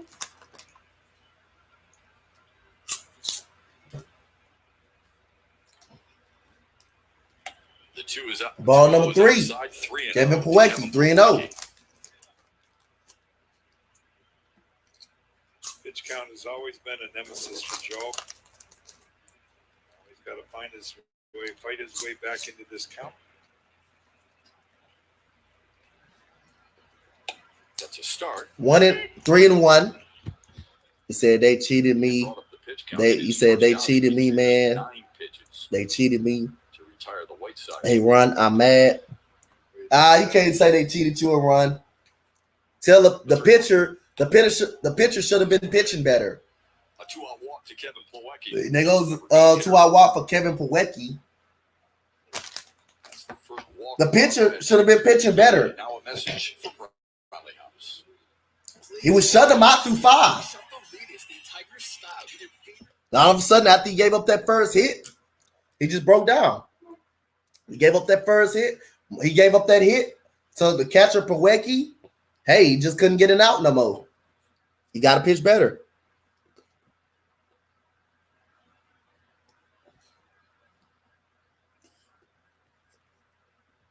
There you go, strike one. I mean, like I say again, I'm not gonna blame just one review on why Boston gonna win this game or why Boston tying it up. I'm not gonna look at that review. The pitching could not get it out. That'll help your pitching staff, no question. This one followed by. I think the bullpen's been impressive so far, and considering there's no Andrew Chafin, no Kyle Funkhauser, no Willie Peralta. We were talking with AJ Hinch about that before the game today about the bullpen and how they've done a nice job. He said, look, the roles to determine at the start of the year. He pitched good through 5. For a manager, but guys are taking advantage of it right now. That is ball number 2, ball number 1, right here by Ramirez. Be a little different pretty soon, though. Well, 10 straight games out of the gate. Yeah. And those bullpen guys are going to get their work in without question. Here's the 1-2. And that is a strikeout. And Jimenez is out. And Ramirez strikes out a man. The Tigers' home half features Akil Baddoo, Spencer Torkelson, and Dustin Garneau. Say respect that, 7-8-9 coach. That a coach. back in front. Respawn coming from 1. I mean, like I say, man, I'm not gonna, just put the game on just that play right there. The pitcher, Alexander, was unstoppable through 5 innings. He gave up that hit to the catcher, Plawecki, and he couldn't get no more. He couldn't get it out after that. All of a sudden, Kike Hernandez, the ex-Houston Astros, was 0 for 19. All of a sudden, he gets a hit. All of a sudden, and hey, he just broke down. Maybe if he can pitch like he was early in the game, hey, that situation won't happen.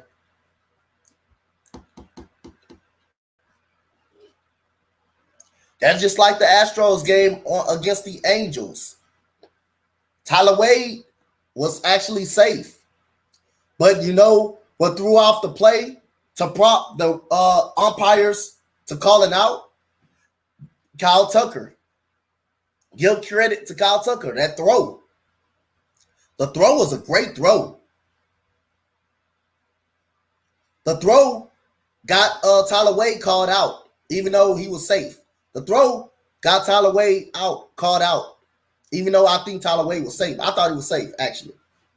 But the throw and the tag, the throw made the difference. The throw by Kyle Tucker made that difference. The throw got him out, basically. The throw got him out. And just by Maldonado being a great defensive catcher, he gets the ball and he stops the tag on him. But the throw got him out. The throw by Tucker got him out against the Angels. The throw from Tucker got him out, actually. That dude fast. Tyler Wade is fast as hell.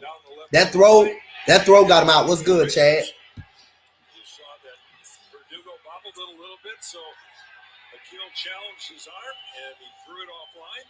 It's the third base. He's ruled a double and an error on Verdugo. That was his first hit of the season. Yeah, that throw by that throw by Kyle Tucker basically got Tyler Wade out. Even though I thought he was kind of safe. I thought he was safe on the play.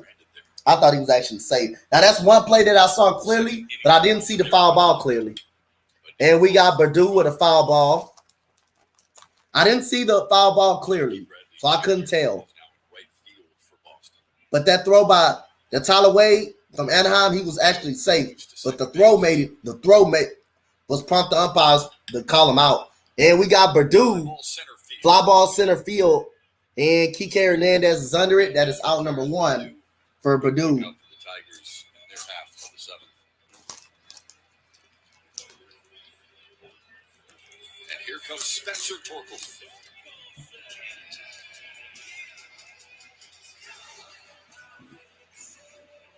So we got Spencer Torkelson coming to the plate. He had a double. Really haven't seen him drive the ball. He had a double in the inning for Spencer Torkelson. Strike number 1.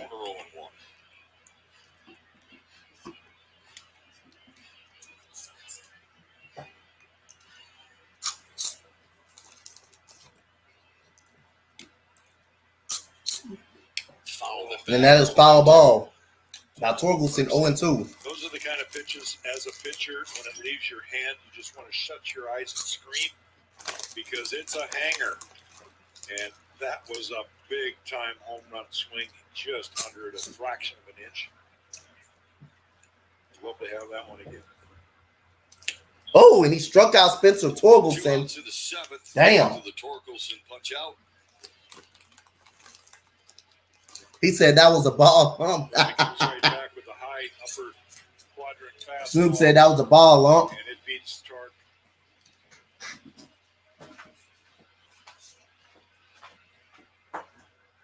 Well-located fastball. Here's Dustin Garneau. Singled and scored in the 3rd. Popped out in the 5th.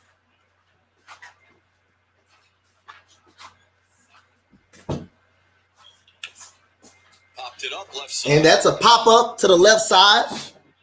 And that is out number 3. That's a quick inning.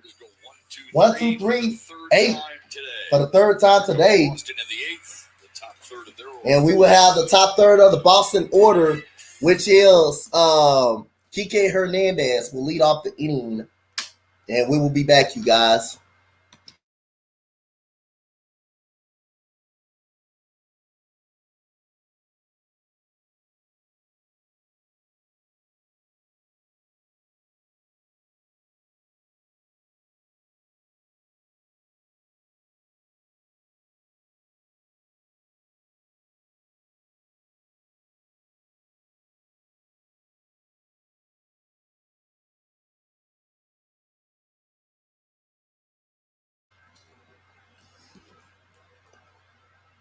Yeah, I'm eating pretty solid over here. You said under, nice, seems safe. Yep, for the Tigers.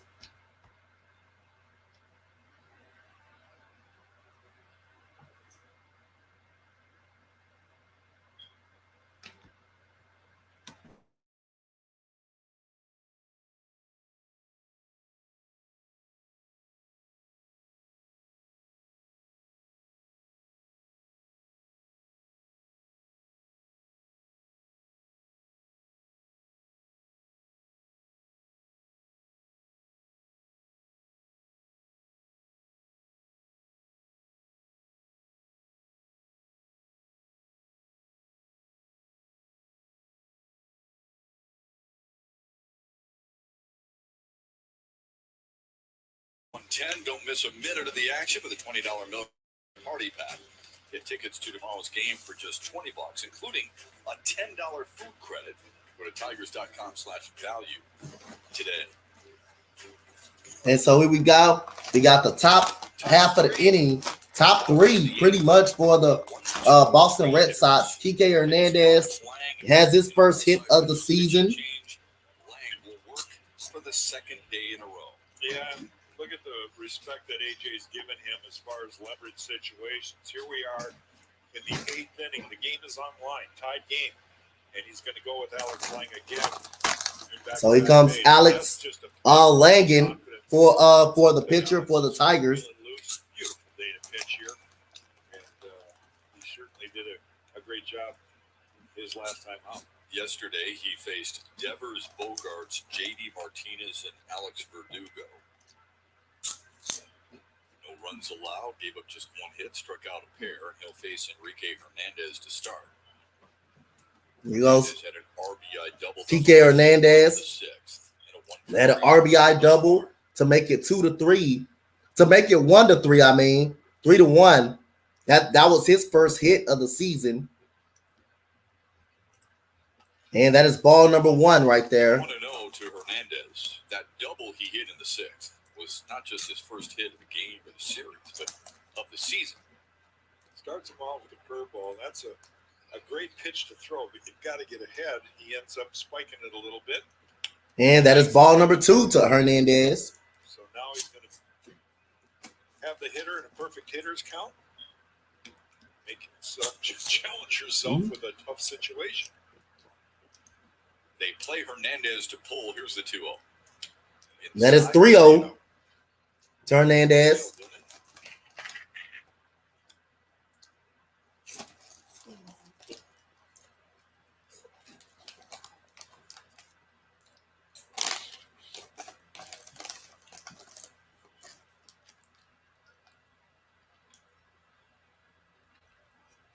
And that's ball number 4, 4-pitch walk to Kike Hernandez. Yeah, Tucker Barnhart was talking the other day about Alex Lane. He was quoted as saying he has some anger behind his pitches, and I'm paraphrasing because that's not exactly the term he used.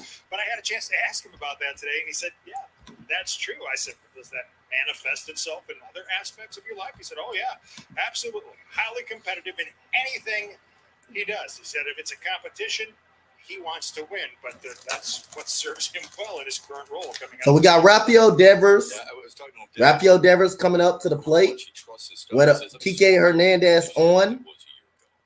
And damn, that is ball number 1. 5 straight balls out of the strike zone. 5th straight ball. So he comes out just to give a breather. Remind him that he's got good stuff, hit the glove. Let's start all over again.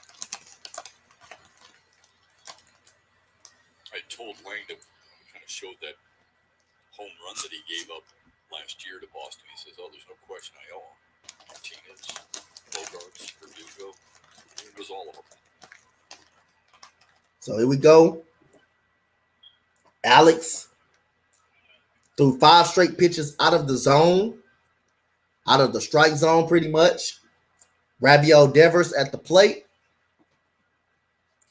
8th inning. Kike Hernandez is on. Said this guy is wild. Things aren't it. Nope, not so far. And that is a swing and a miss by Devers right there.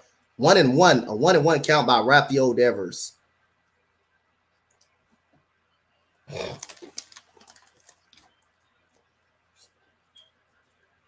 And here comes the 1-1 count to Rafael Devers. Right here. Damn, he's wild. Ooh, that's a wild pitch. And he almost hit Rafael Devers. So the Rafael Devers is still on the ground right there. Damn. I think that thought, and the ball gets by Garneau again, so Hernandez is able to get to second base. So Hernandez will move to second base. Man, that was a changeup that he threw to the ground. Devers had to move his feet. That boy Devers almost did a split. But more importantly, Hernandez gets the second. Go ahead, run. That dude almost did a split. He said, "What the fuck?"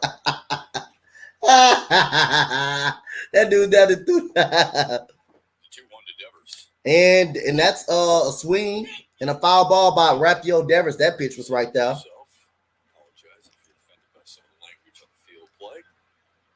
And this guy about to blow the game. He made shit. He pitched the way he pitching. The ball ain't even close to the strike zone. He throwing all in the dirt. About to make Devers do a split. These are huge at bats for both the hitter and the pitcher. And here we go. Got the 2-2 count. Kike Hernandez is on second base. And that is another ball down in the dirt. And that's a tough pitch to stop. You see that Lang doesn't have his release point dialed in yet.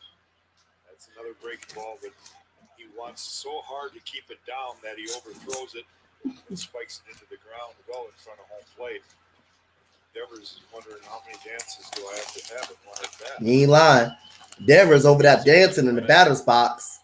So we got a 3-2 count. Let's see, can he throw something to get him out? Because Devers been dancing in the batter's box all game long, pretty much. Shout out to the 14 in the chat. Appreciate y'all guys. Communication. Let's get it right.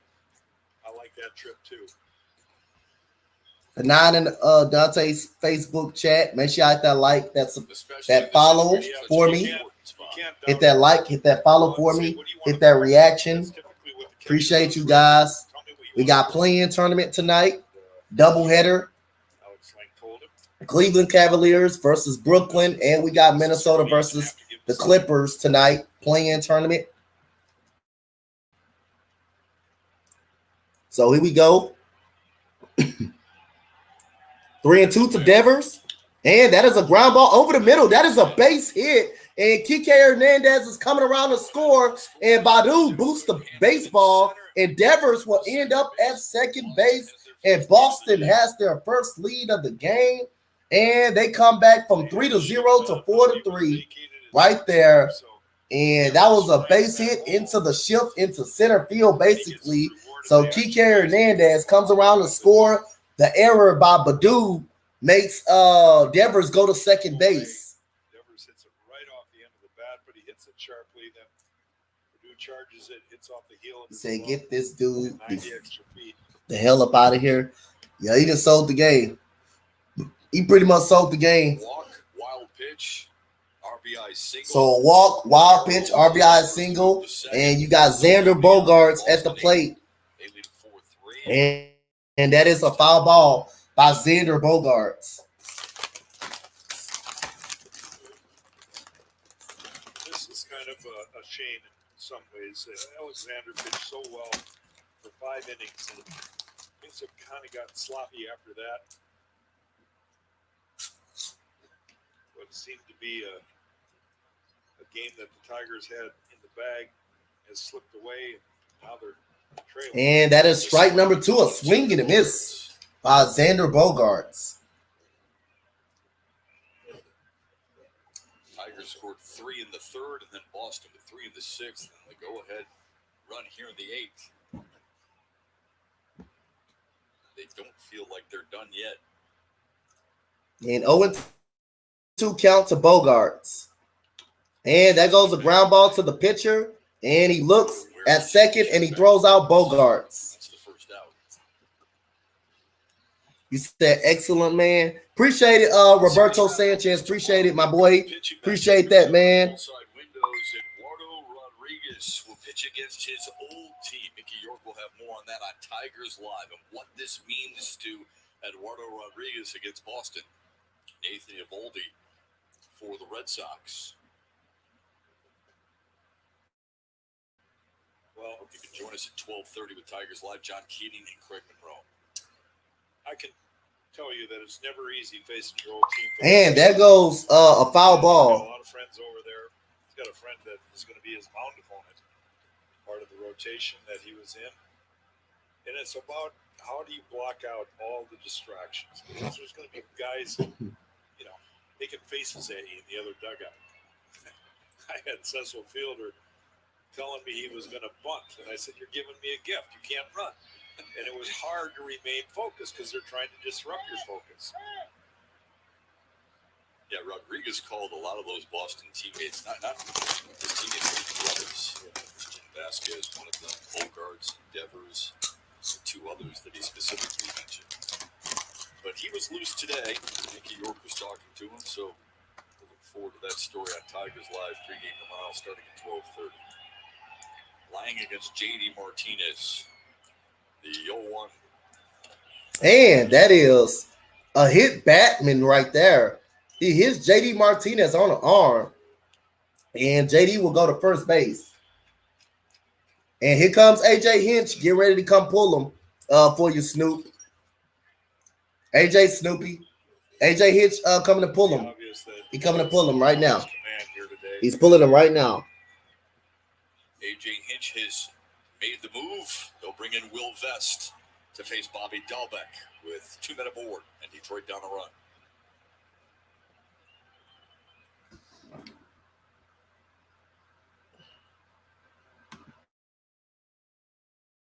He said he should have been done it. He said he should have been done it. Said trade block.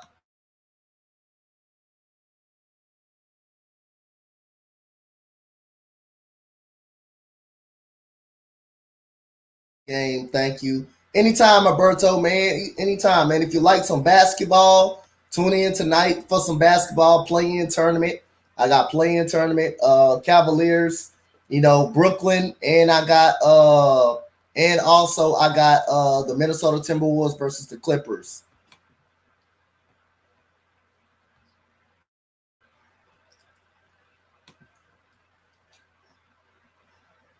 If you love basketball, if y'all got any betting lines, y'all check in. I am doing both double headers tonight.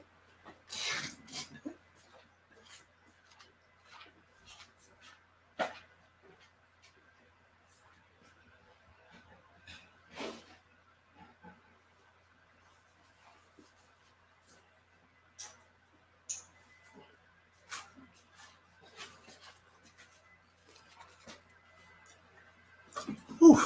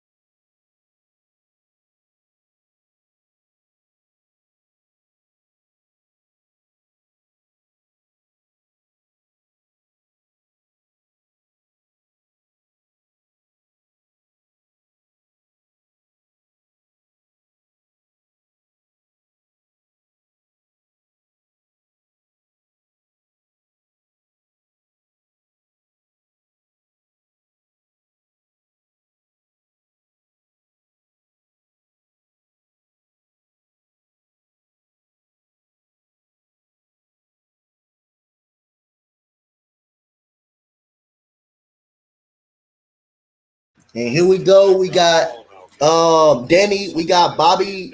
This is Bobby Dahlback coming up for the Bobby Dahlback. And strike number 3. And he is up out of there. Bobby Dahlback is up out of there. Shout out to the one who gave me that reaction. They should give me that follow as well on the Facebook. I really appreciate you. Comes back with the slider. You see the downward plane off the plate away, but Dahlbeck is tempted to swing. He chases. One more to get, Christian Arroyo. And we got Christian Arroyo coming to the plate, and that is ball number 1 on the outside corner. Threw on Saturday against Chicago, 1 1/3. Needed just 11 pitches. Didn't give up a hit or a run. So here we go. Ronald Devers is at second base. JD Martinez is at first. 1-0 count. That is strike. 1-1. Swing and a miss. Can't let this inning get out of hand. Right here on Christian Arroyo. Taking the lead, but you're feeling pretty good. You got 2 more shots at him. Big arms Boston Penn that Alex Cora could still use. The 1-1. And that is ball number 2 right there by Christian Arroyo.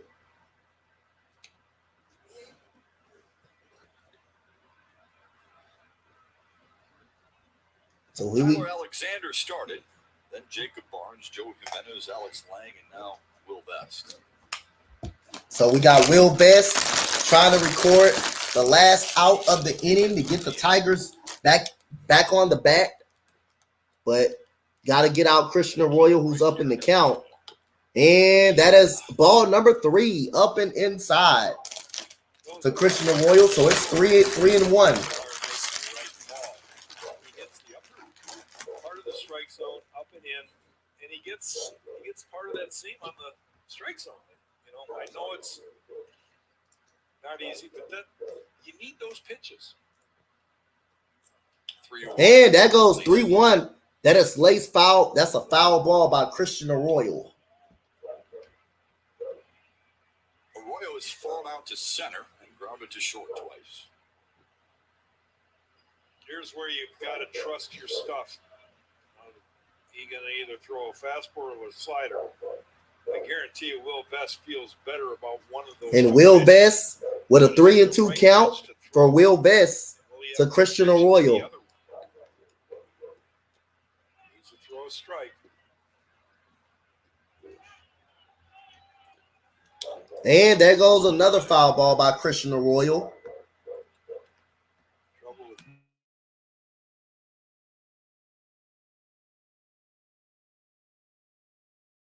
get 4 more extra miles per hour. So he's got to locate it. That one was too good a pitch, in my opinion. Well, it's 3-2. He's got to throw a strike. So you challenge. We saw last night from Soto late in the game. He had to challenge him. And he got the benefit of the doubt. And we got a 3-2 count. And that is a single to left. And here comes Rafael Devers around to score. That is an RBI single by Christian Arroyo. And it's 5-3. Boston Red Sox. It is now a 2-1 cushion. Christian Arroyo has an RBI single to left field. Right there on a 3-2 count. A curveball. Ready for Christian Arroyo to wait on that pitch. And we have JD Martinez at third base. That gets right past Candelario, Jamer Candelario right there in the outfield for Christian Arroyo. 5-3 Red Sox. Here's Alex Verdugo. So Alex Verdugo coming up. Runners on the corners, first and third, 1 out. 2 outs. And that goes ball number 1 to Verdugo. Another borderline pitch that wasn't given to him. You know, I sit up here and I have to remind myself every once in a while that error is human. I made tons of mistakes myself. I'm just pointing out the obvious sometimes, and yet it's not easy to do. And certainly Will did not intend to. And Doogie with a hit to left, with a smash to left. And that is a catch by Eric Haas right there. That's a sliding catch by Eric Haas. Ends the 8th inning. It's 2 runs for the Red Sox. We go to the bottom of the 8th inning. Tigers got some work to do for the Detroit Tigers.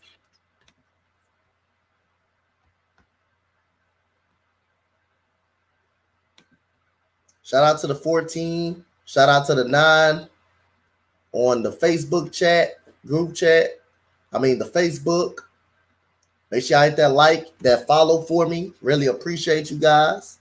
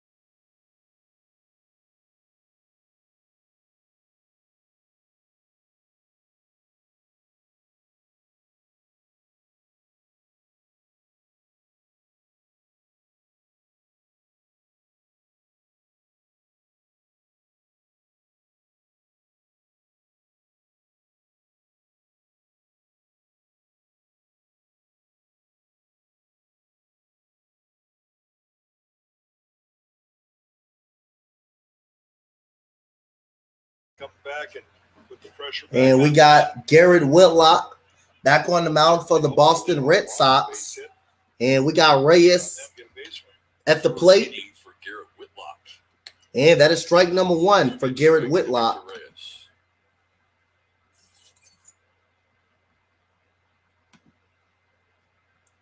So Victor Reyes. And that is a swing. And that is a foul ball by Victor Reyes. Oh, he's out. Okay, he caught that. It's a line drive out to the first baseman. And that is Bobby Dahlback right there. Oh, yeah, that is very much out right there. A line out to first base for a quick out number 1. Good job by Bobby Dahlback right there. 15 pitches in the first inning. And Jonathan Scope Then 6 pitches in the right there with strike number 1. Yeah, he's only allowed 1 base runner. That was the walk to Jamer. Right. And that is ball number 1 to Jonathan Scope. He's done his job, that's for sure. Tigers down to the last 5 outs now. And there goes a weak bouncer slowly to Garrett Whitlock. He's going to get it to Dahlback. That is a quick out number 2 for Bobby Dahlback. And Time for StatCast powered by Google Cloud. Let's take a look at Javi Baez yesterday. This is a 4-seam fastball. You can see where it is in the zone. 93 mile an hour. He hit it 90 feet at the top of the apex. The ball traveled 396 feet. More importantly, it was a game winner. Javi Baez definitely put a charge into the crowd here yesterday. He can't hit a 2-run home run right now, but if he hits it far enough, we'll give him 2 extra points. and Javi Baez, what a shot to center field, and that is a quick 1-2-3 inning. Javi Baez flies out to Kike, and we are heading to the 9th inning. Red Sox up 5-3.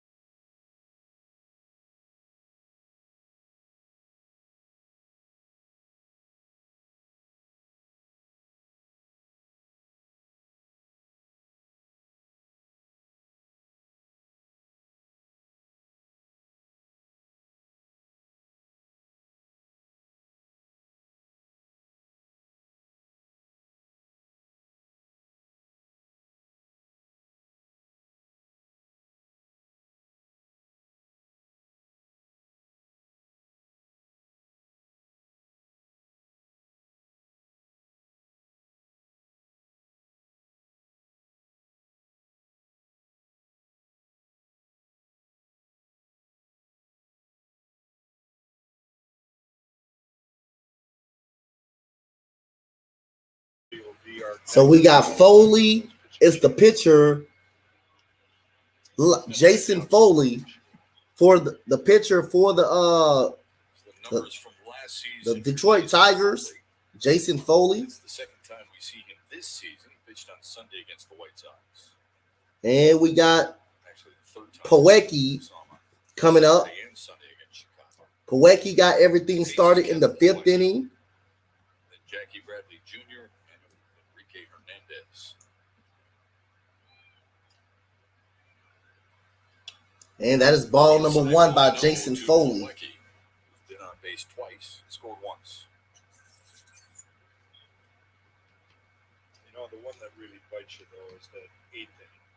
We talked about the 6th inning. Boston tied the game up. And that is strike number 1 by Foley to Poecki. That's what started it all for Boston. In the top half of the 8th. Now we find ourselves trailing. A couple of wild pitches today have put Boston runners in scoring position too. Hasn't helped the cause. And so it's a 1-1 count to Poecki. That is strike number 2 to Poecki. With a slider, it's 1 and 2.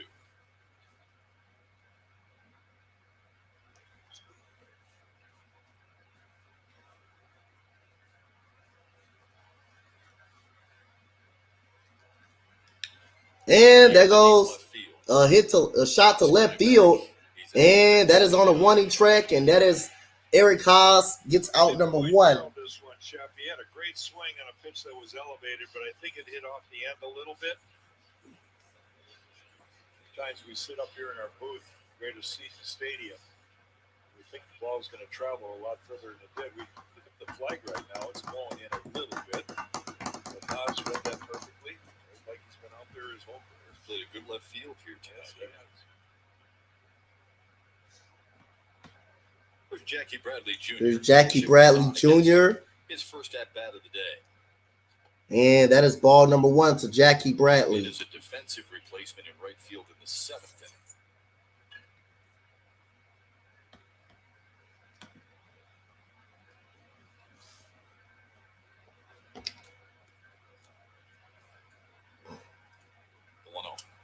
inning. And 2-0 to Jackie Bradley. Bradley started yesterday's opener and went 0 for 3. And 3 ground ball outs.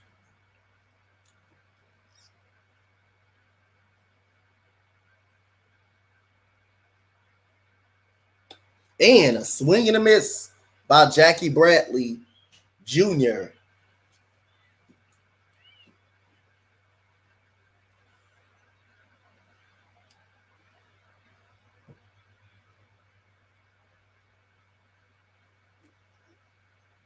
Here's the 2-1.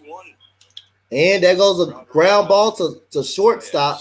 And Baez, Javi Baez, throws him out for out number 2 for Jackie Bradley Jr. and the Red Sox. I ran the D5K at Comerica Park on May 7th, run through the city streets and finish on this field at Comerica Park. You get great packages that include a shirt featuring your favorite Detroit teams and a Tigers package with a special ticket offer. Sign up today. And for more info or to register, go to runsignup.com/IRAN the D. 2 outs in the 9th. Here's Enrique Hernandez. Here's Enrique Hernandez, a.k.a. Kike Hernandez. And that is strike number 1 from Jason Foley to Kike Hernandez, a.k.a. Enrique Hernandez.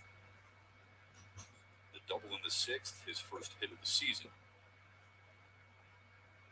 The 0-1. Whew. Left field. That's way foul in left field. For the Tigers in the 9th, they will have the 4, 5, and 6 hitters due up: Candelario, Cabrera, and Haas.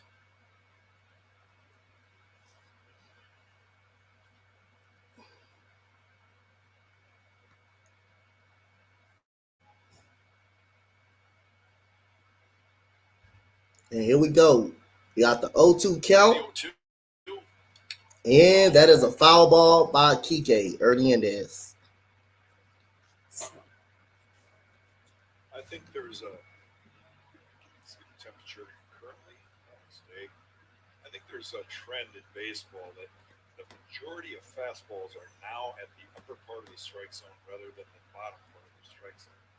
And I don't know as though And here we go. it's going to be a good. And that goes a shot down the right field line. That will go into the corner, and Kike has 2 hits. Hernandez with His second double of the day for Kike Hernandez. 2 outs here in the 9th. So he's 2 for 21. He's 2 for 21 Pretty good day. on the season. Pretty solid day. Ball center cut right there. 2 doubles and a walk. Takes it the other way. just like he did the first time when he drove home Poecki. Opens the door for Rafael Devers, who's had 3 hits. So Rafael Devers has 3 hits in this game.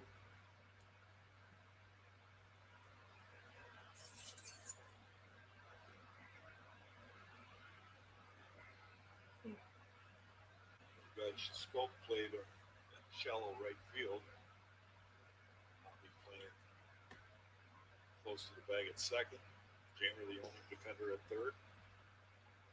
On the left side. And that is ball number 1 to Devers. Devers is the only player in Major League Baseball to score 100 runs and drive in 100 in each of the last 2 full seasons. He's quite a player. He's a dynamic player.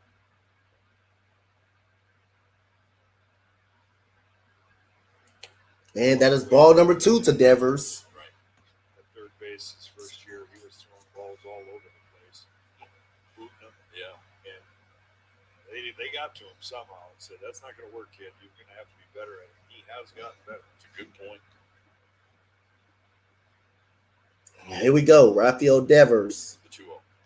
And he swings and misses right there. And so 2-1 count to Devers. He had the worst defensive run save number among third basemen in the majors. But he can hit, as you mentioned, cleaned up the defense. It comes 2-1 count to Devers. And that is a ground ball.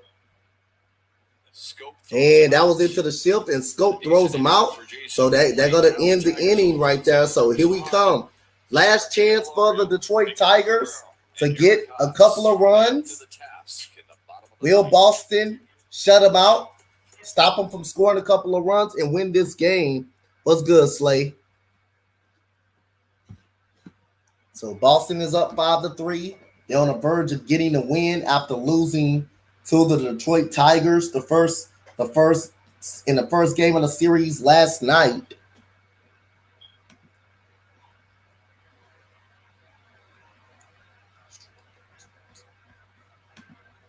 The Boston Red Sox trying to go 3-2, 2-3. I mean, 2-3, and the Tigers trying to come back to win and try to at least come back and tie it, which will probably put them at 3-2 right now. But the Boston Red Sox are up right now 3-5. So they're trying to go to 2-3 in this year of the season to start off. Hey baby, how you doing, sweetheart? Don't forget, tonight I have play-in tournament doubleheader tonight. Cleveland at 6 o'clock. Cleveland versus Brooklyn, and I also have Minnesota versus the Clippers. I hope they get rid of the play-in shit. I hope they hurry up and get rid of that play-in shit after this year. They need to get rid of that play-in tournament. I hate that play-in tournament. You say good vibes, yes sir. Slay, you already know, man. Great vibes, man. Waiting on you to get monetized, my guy. John and Simo getting ready for Tigers Live postgame. Spencer Torkelson potentially could be the fifth batter that the Tigers would send. Other than that, we're gonna have some fun tonight. Play-in tournament is tonight. So here we go. We got Jason Whitlock pitching, and there goes a foul ball by Jimmer Candelario. Comeback fashion, Keats. Candelario 0 for 2, walked in the 6th. And he's 0 for 2 and walked in the 6th inning. So let's see, can he get a on base to bring the time run to the plate? And there is a pop up. And there goes Devers, take care of the out. Pretty darn good job from the right-hander Garrett Whitlock here today. In his 4th inning of relief. Yeah, I hope this last year be the end of the play-in tournament. It needs to be the end of the play-in tournament. I hate this play-in tournament. They got this play-in tournament. Made me feel like they got this play-in tournament for fans and money and to increase money. But like I say, I don't like the play-in tournament, man. I just don't like it. I just don't like playing tournament. That's all I don't. And we got ball number 1 to Miguel Cabrera. I think that 5 all-stars, 5-star that y'all got for Texas football going to the league. Man, that dude is a baller. Who you talking about? Who you talking about, Slay?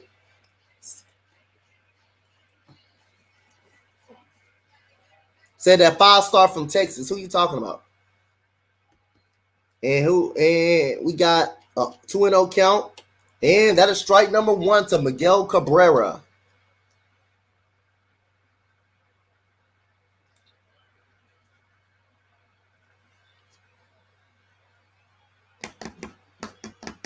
Eduardo Rodriguez against Nathan Eovaldi tomorrow.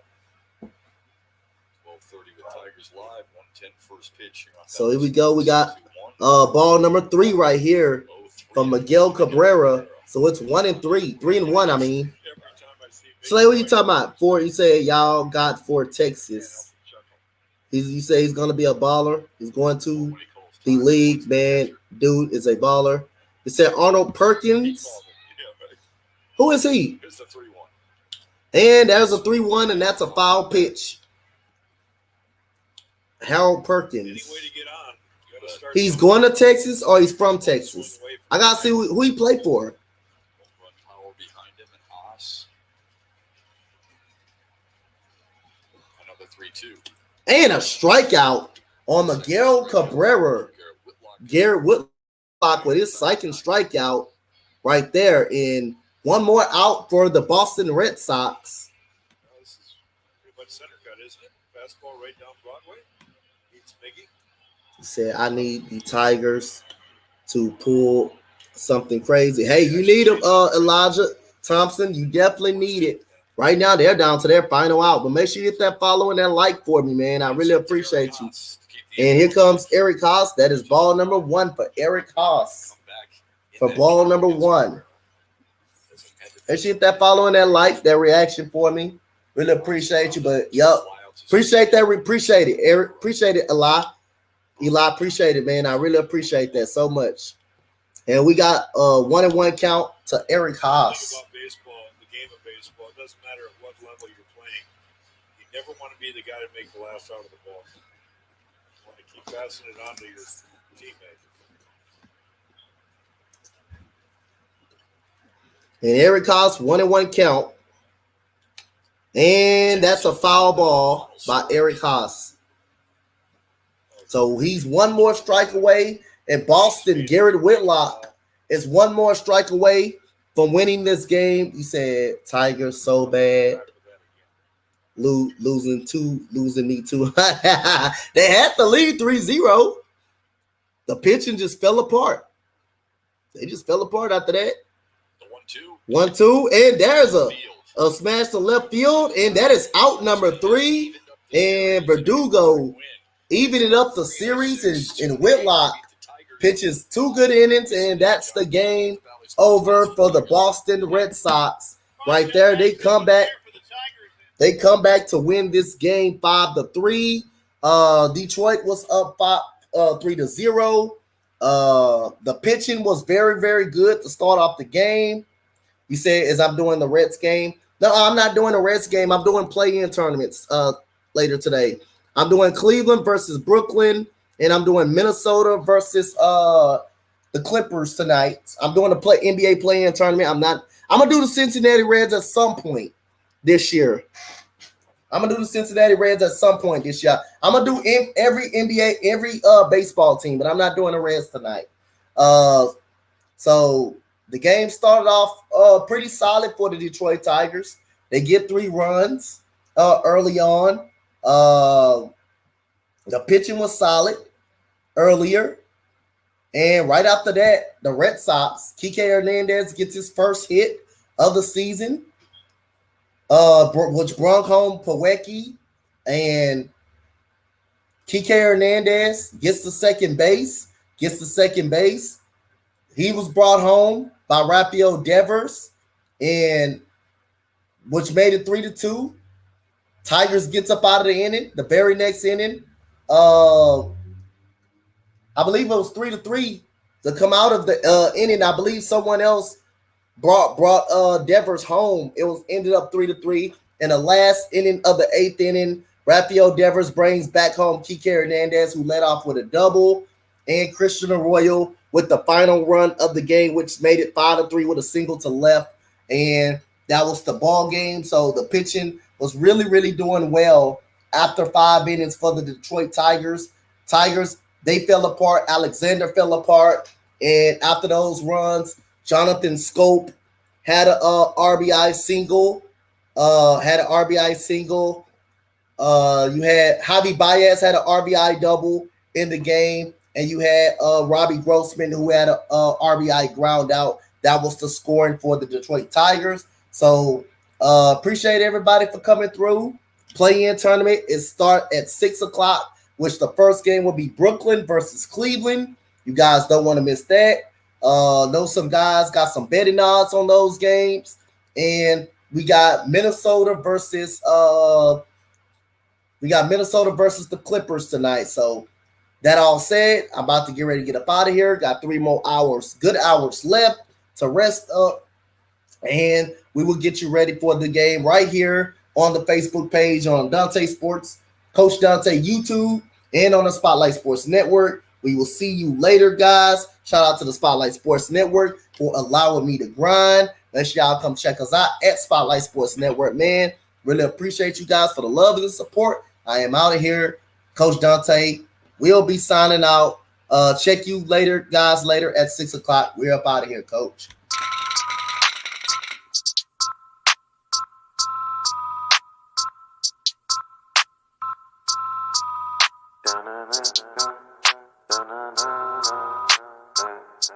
I heard they want the news. Well, we got it just for you. What's your team? Who your player? Who your crew? I heard they want the news. The spotlight is on you, and if you in the hot seat, it's times 2. I heard they want the news. Come tune in to the crew, but we got the hookup just like black and blue. I heard they want the news. Spotlight Sports, what it do? This is